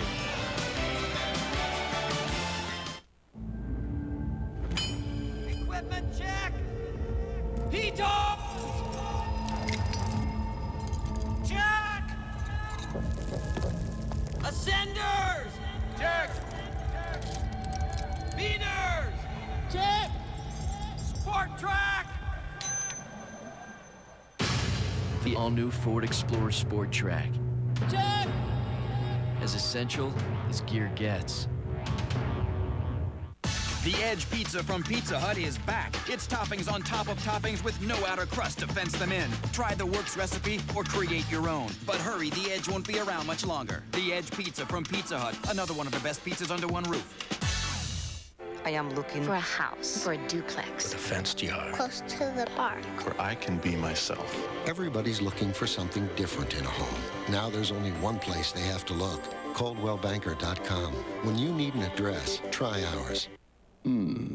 Interesting. Coca-Cola or Pepsi-Cola? A paradox. While molecularly similar, they logically seem to offer two possibilities. Of course, you must invariably arrive at one and only one correct choice. Duh.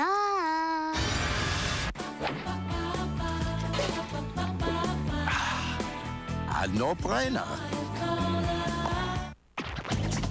Wear what the players wear. Anywhere you want.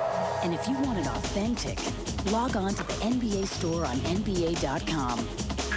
There's the widest assortment of NBA products, and we're open all day and all night.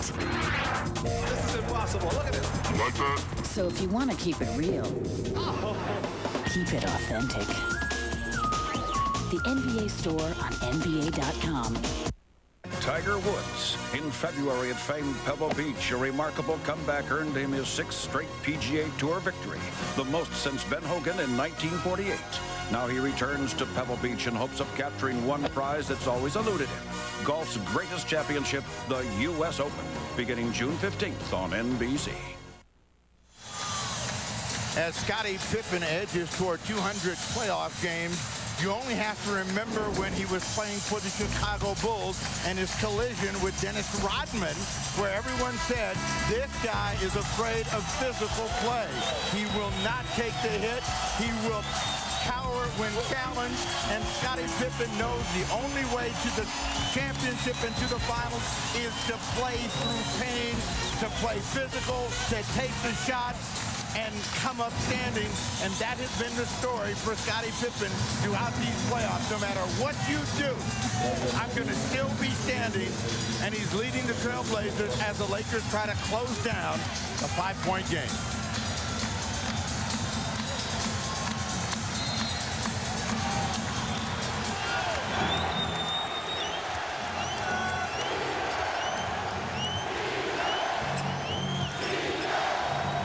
Here's Steve Smith, hot hand in this second half. Dumps it into Wallace against Robert Horry with the jumper in the paint. O'Neal rips the rebound away from Grant. A year ago, all those rebounds belonged to Brian Grant. He has not made a significant contribution for his team this afternoon. The injuries just taking a real toll. Shaquille O'Neal taking a toll too. Kobe Bryant makes it a 3-point game. Kobe has 21.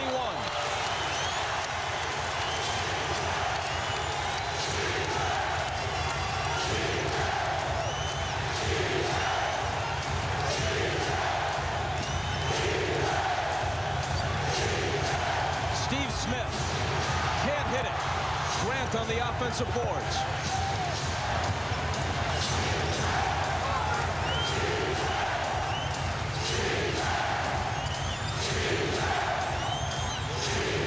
Shaq's got Wallace. Wallace into the lane over Shaq.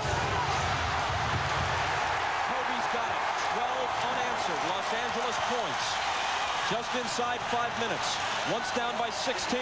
They could tie it with a 3 here.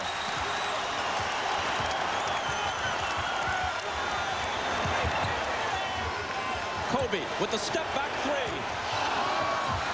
And it's still Portland's lead, but they've got to make a basket. They've missed their last 10 shots from the field. Slash to the hoop if you're Scottie Pippen. Forget the fadeaway jumpers. Forget the double clutches. Brian Grant is swatted out of there by Shaq. Pippen chases it down. It's Wallace. Up and out of bounds, and they still can't hit a bucket. After Portland was the aggressor in the third quarter and busted this game open, they have become a very tentative team. And for the first time tonight, we see the long arm of Shaquille O'Neal slap one out and give the Lakers another chance. It's a dirty dozen for Portland. Lakers on a 12-0 run, and the Trailblazers have missed their last 12 shots. Shaw. Ties it at 75.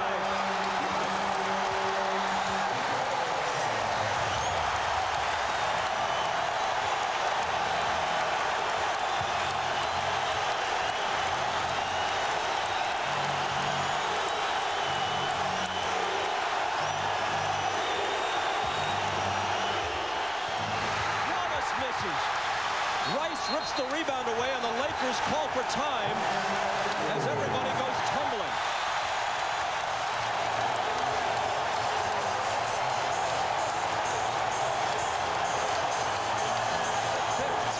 Straight Laker points, even with 3:37 left.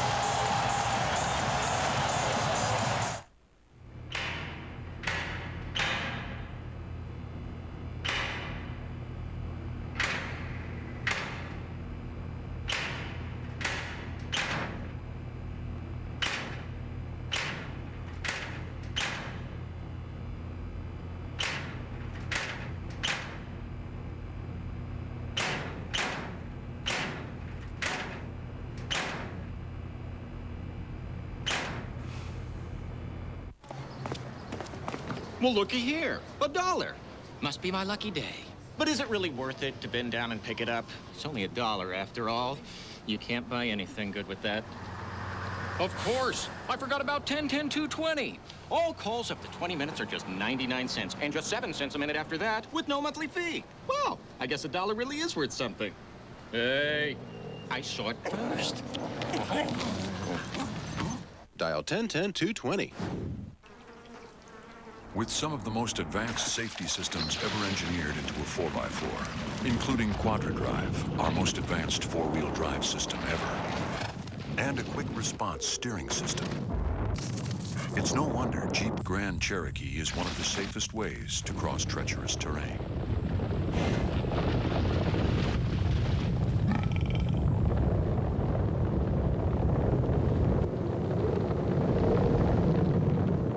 You want to take a break?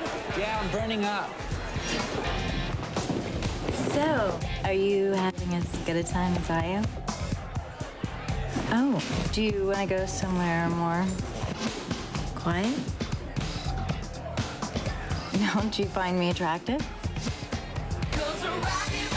Coors Light, frost brewed at the edge of freezing.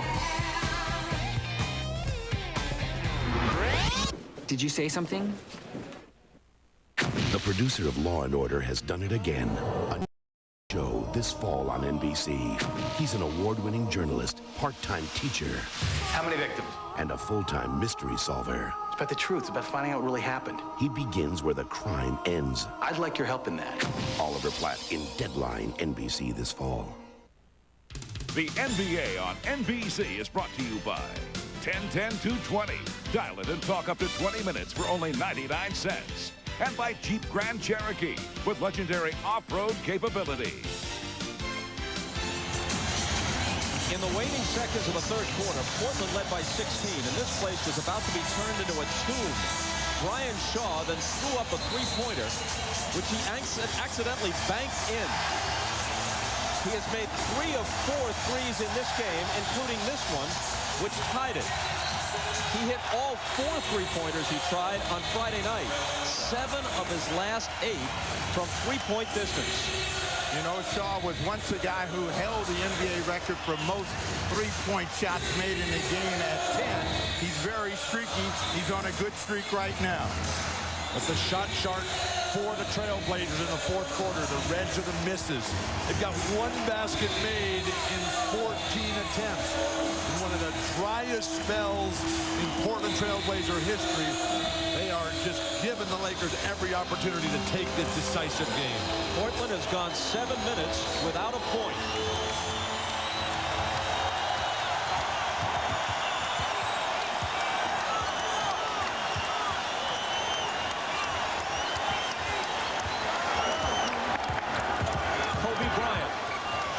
Guarded by Pippen. Jumper over him. Still tied. He was a little confused as to whether to shoot it or not.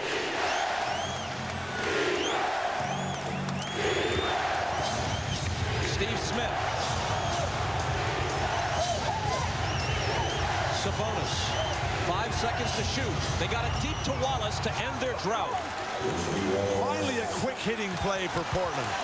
Why isn't Sabonis more utilized up at the high post there to dump that ball down in? Shaq. Sabonis is on him. And if that was Sabonis, he's done.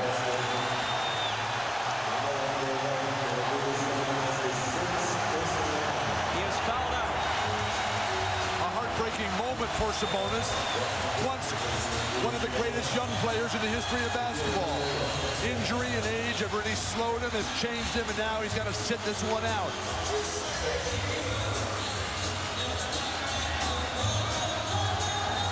They don't count the bucket, so Shaq has to go to the free throw line to try to tie this ball game up.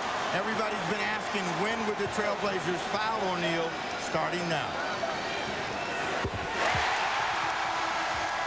He's hit 7 of 11. Harper in. They're taking Brian Shaw out. That has to be just for defensive purposes.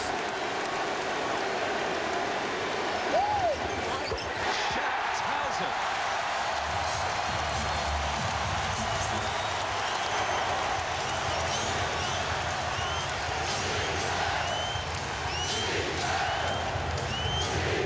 Steve Smith to Brian Grant. Shaq came out and bothered the shot. Then he chases the rebound down.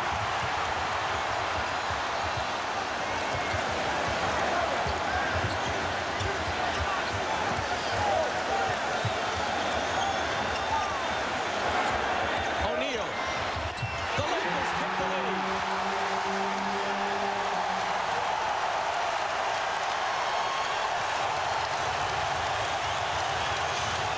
That's what the MVP is all about. Knocking down the free throw, calling for that ball, delivering money time. Inside 2 minutes. Wallace. Shaq flies in to block it. Goaltend. Score the 2 for Wallace, who is the game's high man with 27. And it's tied again at 79. And Wallace is bruising. Robert Horry in there, and Shaq comes across too late. 4 straight for Wallace. Very close. That looked like a great block.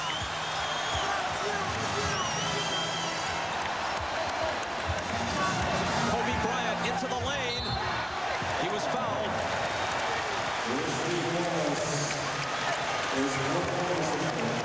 Rasheed Wallace is 4th. Shaquille O'Neal loves to turn to that left shoulder for the jump hook. This Blazer team has not been able to figure out a way to turn them back the other way, turn them into the help. This is virtually automatic, and with Kobe Bryant down the lane, poor closeout by Scottie Pippen, the bailout. Lakers by 1.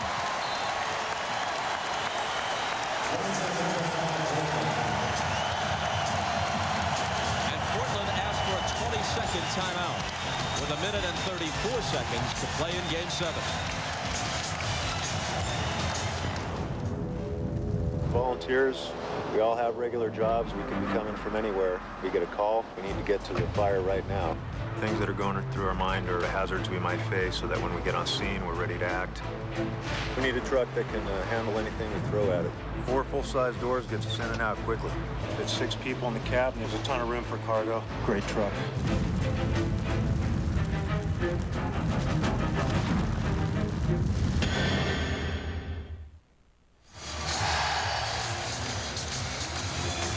These teams split 4 regular season games. They have split the first 6 in the Western Conference Final.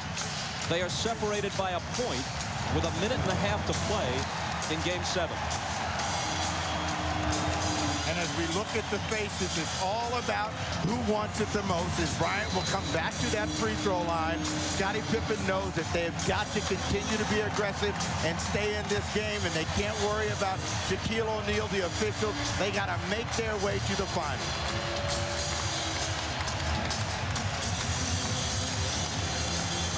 Shaq has come so far just in the last 10 minutes. The blocks, the assertiveness, the offense. Now Kobe gives him the 2-point lead.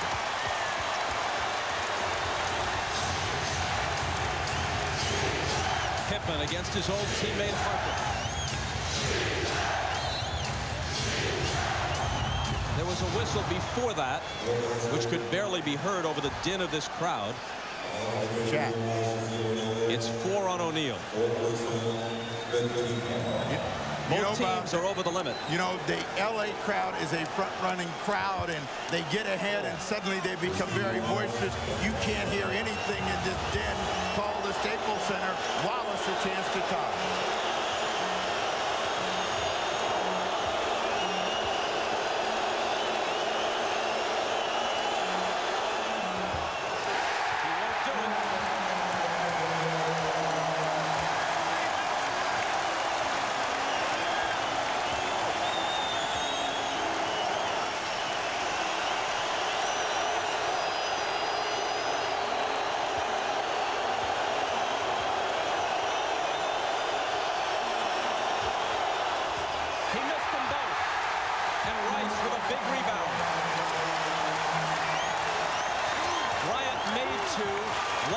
Missed 2. Lakers by 2. It's Kobe again.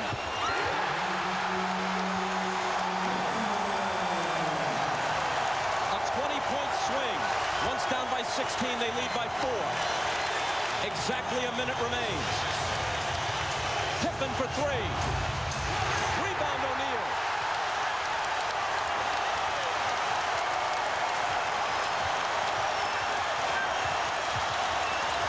Portland has 3 timeouts left. The Lakers have 2. Bryant to Shaq.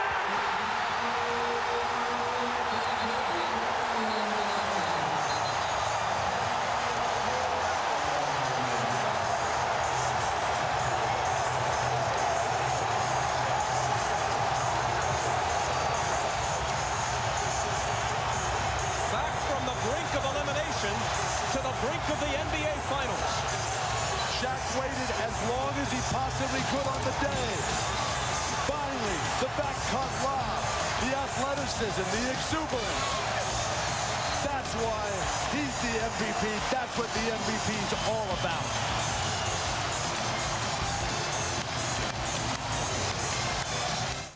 It's a rare occurrence you won't want to miss, where everything is on sale during the Chrysler June 2000 sale. Now, in June, you can get the biggest cash allowances of the year on Chrysler minivans. $2,000 on Chrysler Town & Country, $1,500 on Voyager, and get up to $1,500 on select new Chrysler cars.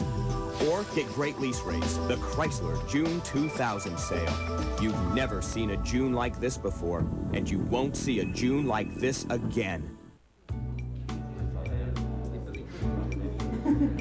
The look of love is in your eyes.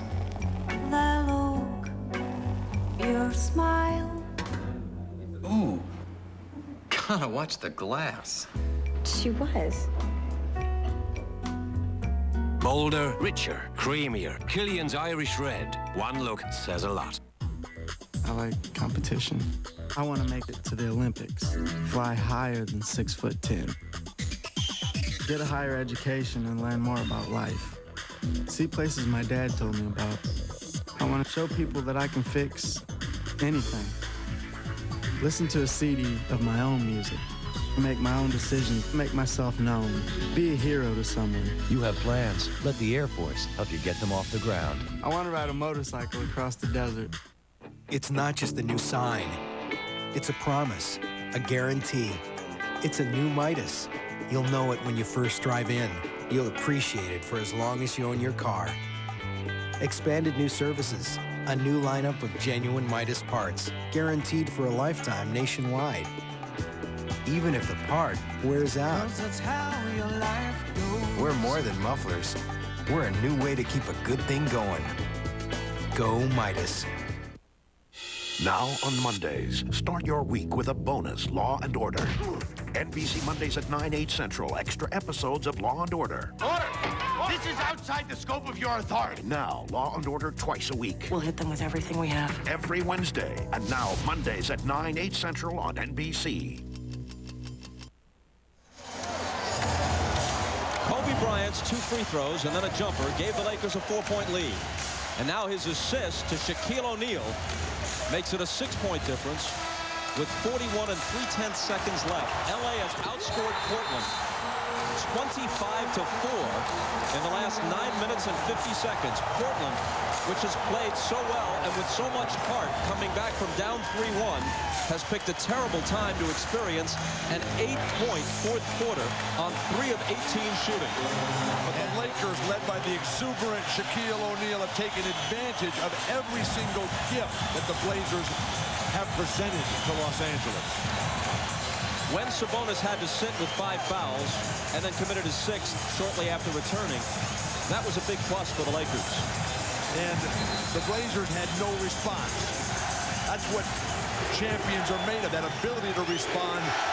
It's all right on the line for Portland now. They're looking for a 3. And it's Rasheed Wallace from about 5 feet beyond the arc to cut the lead in half. A true bomb from Wallace. They peg it up court to Harper. They're going to foul. And Scottie Pippen talking to him, but Wallace has this kind of range, and he makes this shot a lot in warm-up. Steve Smith wanted the shot. They double. Wallace goes right away without hesitation. Bottom.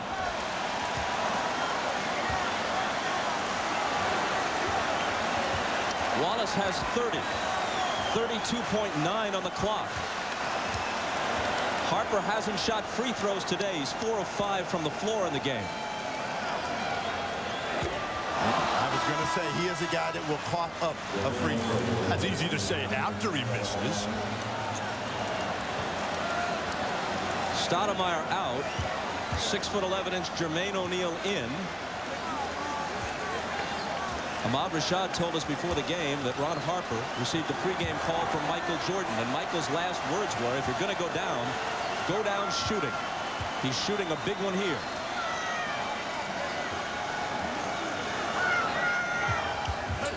Lakers by 4.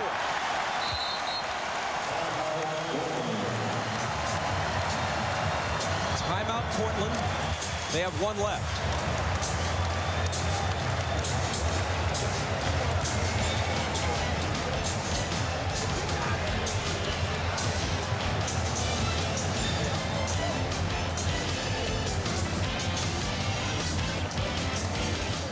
It's a rare occurrence you won't want to miss, where everything is on sale during the Chrysler June 2000 sale. Now, in June, you can get the biggest cash allowances of the year on Chrysler minivans, $2,000 on Chrysler Town & Country, $1,500 on Voyager, and get up to $1,500 on select new Chrysler cars. Or get great lease rates, the Chrysler June 2000 sale. You've never seen a June like this before, and you won't see a June like this again. Portland down to its last timeout. Lakers have 2 remaining should they need them. Well, Portland's a long way from done. As you saw with the quick three from Wallace, Dunleavy's strategy in these situations, he's going to come out and look for another three to try to cut it. Hopefully, the Lakers will give him either a foul on somebody shooting the three or the ball will go in. The Lakers, they need to stay safe and at home and rebound the ball. Way too early to go for three-point shots. You got to get to the basket early. The Lakers are not going to play the aggressive defense. They're going to be concerned about not fouling here. You can get something quick. With the way the Lakers are shooting free throws, you're going to get the ball back with a lot of opportunities if you're the Blazers. As a team, the Lakers have made 17 of 29 free throws. So if Mike Dunleavy can bank on any of that continuing, you might be right, Bill. Well, remember yesterday when he told us he would take his chances. If he's living with the percentages, none of the Lakers, with the exception of Shaq, are shooting free throws well. So you can almost foul any of them. But I have seen Dunleavy in these situations where you would take the two, and he will come back and gamble on the three. Shaq has made 8 of 12 free throws. He has only 9 field goal attempts, of which he's made 5, which is remarkable. But his whole game came alive midway through this quarter here. Now Harper and Pippen getting into the mind games.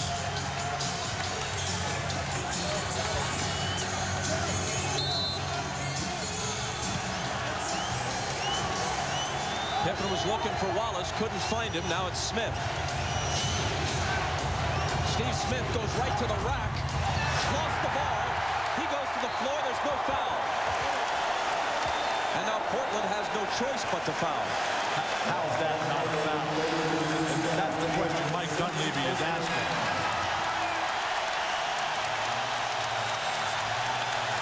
Steve Smith with a great fake and hesitation will get to the rim. And he goes up. Shaq fouled him, but he got no call. Dunleavy's reaction not only understandable, but perfectly justified. He was fouled. That could be the season right there. Pippen had to reach in and foul Bryant. Scottie sits, 12 points, 10 rebounds in 44 minutes of gritty play in Game 7. He's fouled out. Now, it's unfortunate that the Blazers don't get that call against Steve Smith, but what got them in trouble was a drought in the fourth quarter of play. And even though they might want to say they should have gotten the call, they needed to play better and be closer. But Smith, who's nearly automatic from the line, could have knocked down 2 and made this a 2-point game. How disheartening. Now Scottie's got to go sit down, the heart and soul of the team. Scottie's the guy that they brought over here for the Blazers to get their first championship in 23 years. More missed free throws. Plus, Pippen is a 3-point threat, and now they're without that.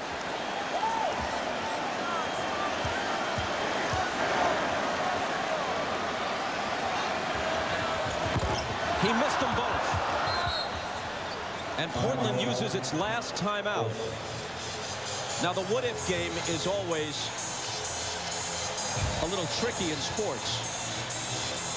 You say, well, if Smith made the 2 free throws that he might have been awarded, and then if Kobe missed them, but it's a different situation. It doesn't necessarily happen the same way. Still, it'll have Portland fans wondering in the offseason.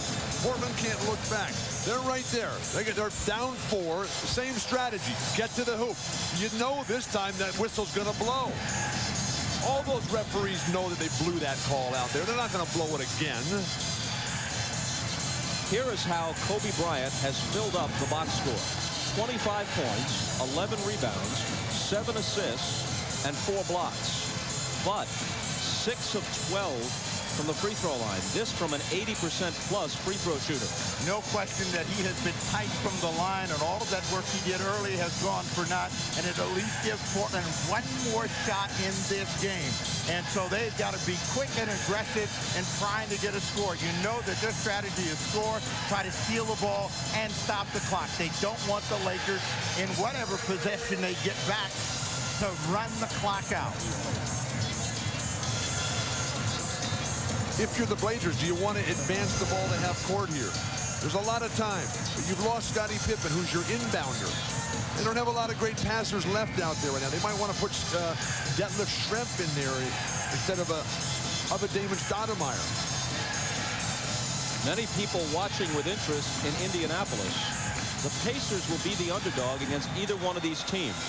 But it's all about matchups, and this is not meant to be disrespectful toward Portland. Almost everybody will tell you that Indiana will face longer odds against the Lakers than they would against the Trailblazers. There's no question about that, because you always have to deal with the offensive dominance of Shaq inside, and you've got to come up with something that's going to shut down that high percentage play. Portland has done it with a multiple number of players, and now we're in the final stretch. Pacers won both of their games against Portland this year and split their 2 meetings with the Lakers, each team winning on its home floor. Scottie Pippen is still working the referees. He's out of this game. Remember, the Blazers lost their delay of game in the first half. If Scottie messes up here and causes them a technical foul, it could be disastrous.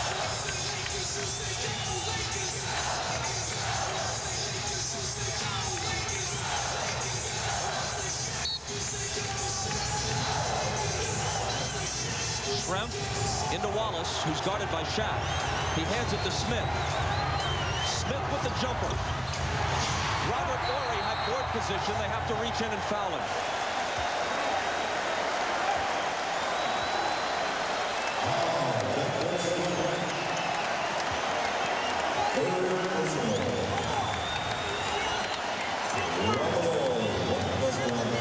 If either of these free throws go down, the Blazers then find themselves in a world of trouble. They have no timeouts. The Lakers need to get the ball, if they get it back, to their top foul shooters. But first things first, and that's Horry knocking down at least one of these free throws. These are his first attempts of the night at the line.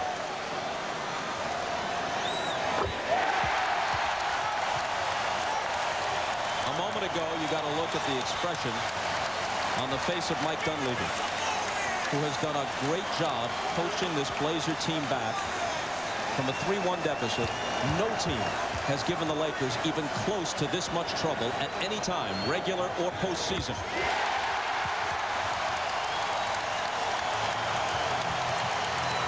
Stoudemire hurries to the front court. They don't want to foul him, and he hits the layup.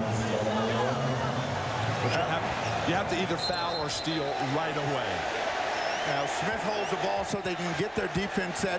But again, the idea is to gamble, try to go for a steal, and then foul right away. They foul Horry again. He looks at the official. But that's the only way that Portland's going to have a chance to hope that Horry misses somewhere along the line. They come back, score with either a 2 or a 3, and try it one more time. If you keep fouling the same guy, now Horry's got a rhythm. He's got the confidence. The crowd is pushing him here. He says, I just did this. I'm going to go up and knock him down right one more time. A 4-point lead. There should be no pressure on the free thrower.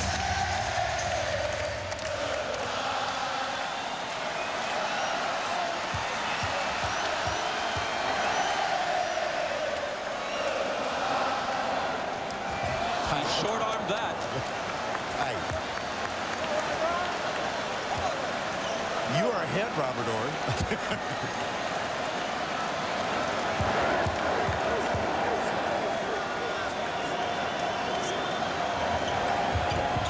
He missed them both. Portland's got to hurry. Bonzi Wells pulls up for 3. It's Laker ball with 4 seconds left, and I'm not sure if the predominant emotion here is exhilaration or relief.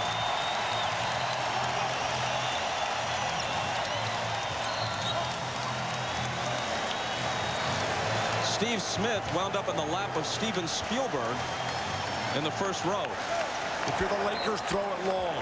Don't throw back to your own basket. It's going to be Robert Horry again with 2.7 seconds.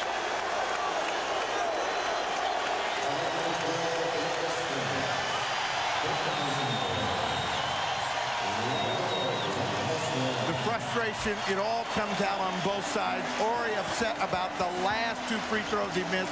Catches the ball, know he's going to be fouled, gives a poor chop to Detlef Schrempf, who didn't grab Dick Bavetta and said, hey, you got to call that.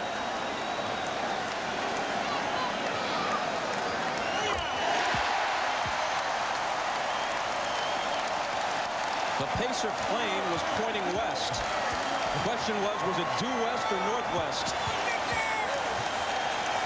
They've got the answer now.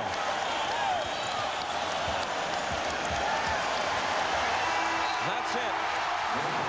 I'm not sure if the Lakers won as much as they escaped, but they showed heart, down 16, a huge comeback in the 4th quarter. Dunleavy and Jackson meet at midcourt as his teammates embrace Shaq. They went at it tooth and nail, but there's genuine respect and regard between these coaches and among the players on this team.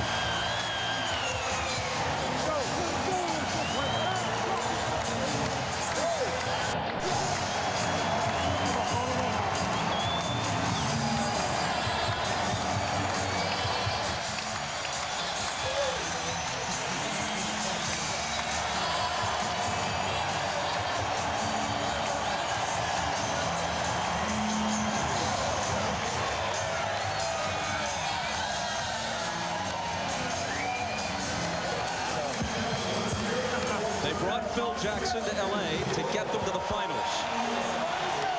That he did, but not without some deep anxiety here. It was almost as if once Portland got that lead of 16, they ran out of gas. They became a tentative team, and that Brian Shaw 3 that you talked about seemed to be the spark to get the Lakers going.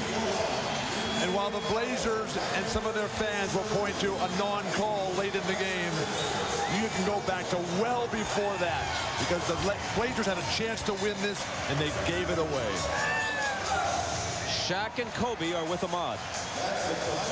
All right, thanks, Bob. Shaq, Kobe, winning championships or getting a chance to play for a championship is all about passing tests. Was this the ultimate test for you all?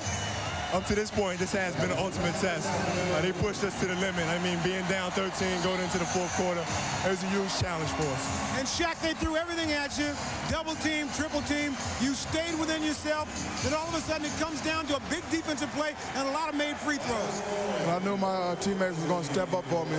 It was hard for me to get my offense going, but we got a lot of weapons on this team, so what I try to do is just draw and kick. When we was 13 down, I told my guys, look, do or die. Time is now. We've been in this position before. We ain't never lost 3 in a row. Let's play. Let's go. Now, and they did that. What happened when you brought everybody together late in the 4th quarter? You had a little huddle outside that other huddle. What'd you say then? I mean, I just told myself, look, it's do or die. We come too far to go home now. Let's just play. Let's just scrap. Don't worry about nothing to play. Take the open shots. Throw it into me, they're going to double, I'm going to kick it back out, take the open shot. And we did that tonight. And I knew my teammates was going to step up overnight because they didn't step up the last 2 games. Well, you know, always tough during this series to try to get the ball into Shaq. What about the alley-oop you threw to him late in the game? Well, Pippen was pressuring me, so I just went around him and had a clear lane to the basket. And I haven't had a lane like that all series long. And all I had was one man behind me, and Brian Grant stepped up, and Shaq was there for the lob. Shaq, tell me about that. During this series, they kept talking about the depth of Portland. But all of a sudden, this game, Brian Shaw steps up, Robert Horry steps up. You guys have a tough team. We do have a tough team, and, you know, like I said, it was going to be hard for me to get going in the middle. So what I try to do is get it, keep it, and kick it out to my shooters. All right, you talked about playing in a game like this, Game 7. This is what heroes are made of. You guys were both heroes today. This is what makes champions. I mean, we watch Game 7 growing up all the time, and finally playing one is a beautiful feeling. All right, you know who you're playing, Shaq. Reggie Miller, Indiana. How do you feel about that? They have a fabulous team. What we don't want to let happen right now is let our focus go. You know, all year we were talking about getting to the finals. Now that we made it to the finals, we need to develop a new focus. And we're playing against Reggie Miller, so I'm sure we'll be very, very focused. All right, congratulations, guys, on a great game today. All right, let's go down to Jim Gray.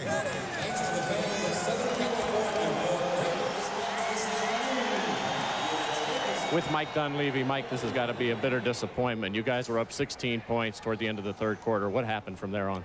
Well, you know, Shaw hit a big shot at the end of the quarter to start the fourth quarter, put them down 13.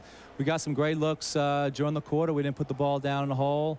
I was disappointed at the end. I thought that Steve made a good drive to the basket. I thought there was some contact on the play, and at least would have made a tighter game. But they played a great game. I'll give them all the credit. To score just 13 points in the fourth quarter after you had seemingly done everything right through 3 quarters. Yeah, what changed? Maybe our legs, maybe we're a little bit tired. You go back and you look at the shots. Some of the shots we had were great shots. Rashid had a lot of good looks in the bat, point blank range. We had some wide open looks that we didn't make. And they made some big shots. They made some shots when we had contested hands in their face. And, they're an excellent team. I give them all the credit in the world. They did a great job. Did Portland, maybe your guys, start to celebrate just a little too early? Lose their focus? Not at all. Not at all. Our focus was there for every second of this game. Mike, it was a great run from down 3-1. Thank you. All right, back out to you, Bob.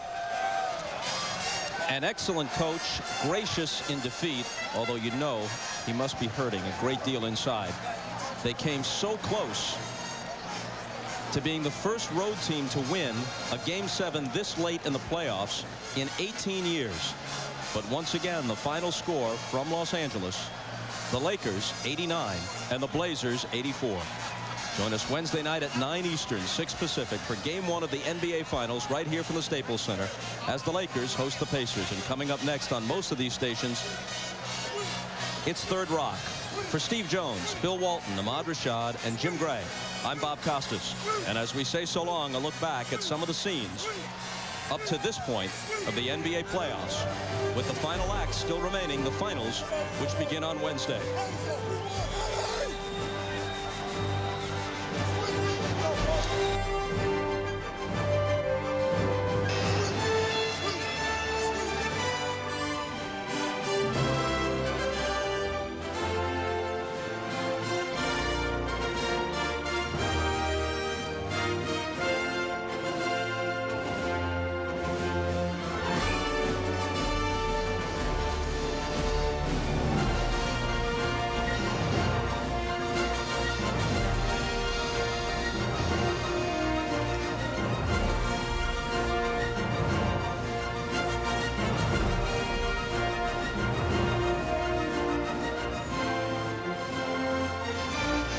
You've been watching the NBA playoffs on NBC. Good night from Los Angeles. We'll see you Wednesday. The battle concludes, and only the mighty remain. Starring the Los Angeles Lakers and the Indiana Pacers. What a rejection. Game 1, Wednesday at 9 Eastern, 6 Pacific on NBC. Last year, Yasmine Bleeth was catching crooks on another network. This fall, NBC has a better idea. I'm a bitch, I'm a lover, I'm a child. Turn Yasmine loose and hold on tight. Give your new mom a hug. Titans coming to NBC this fall. Dodge Caravan is available with a value package that includes air, 7-passenger seating, and convenient storage areas at a very affordable price.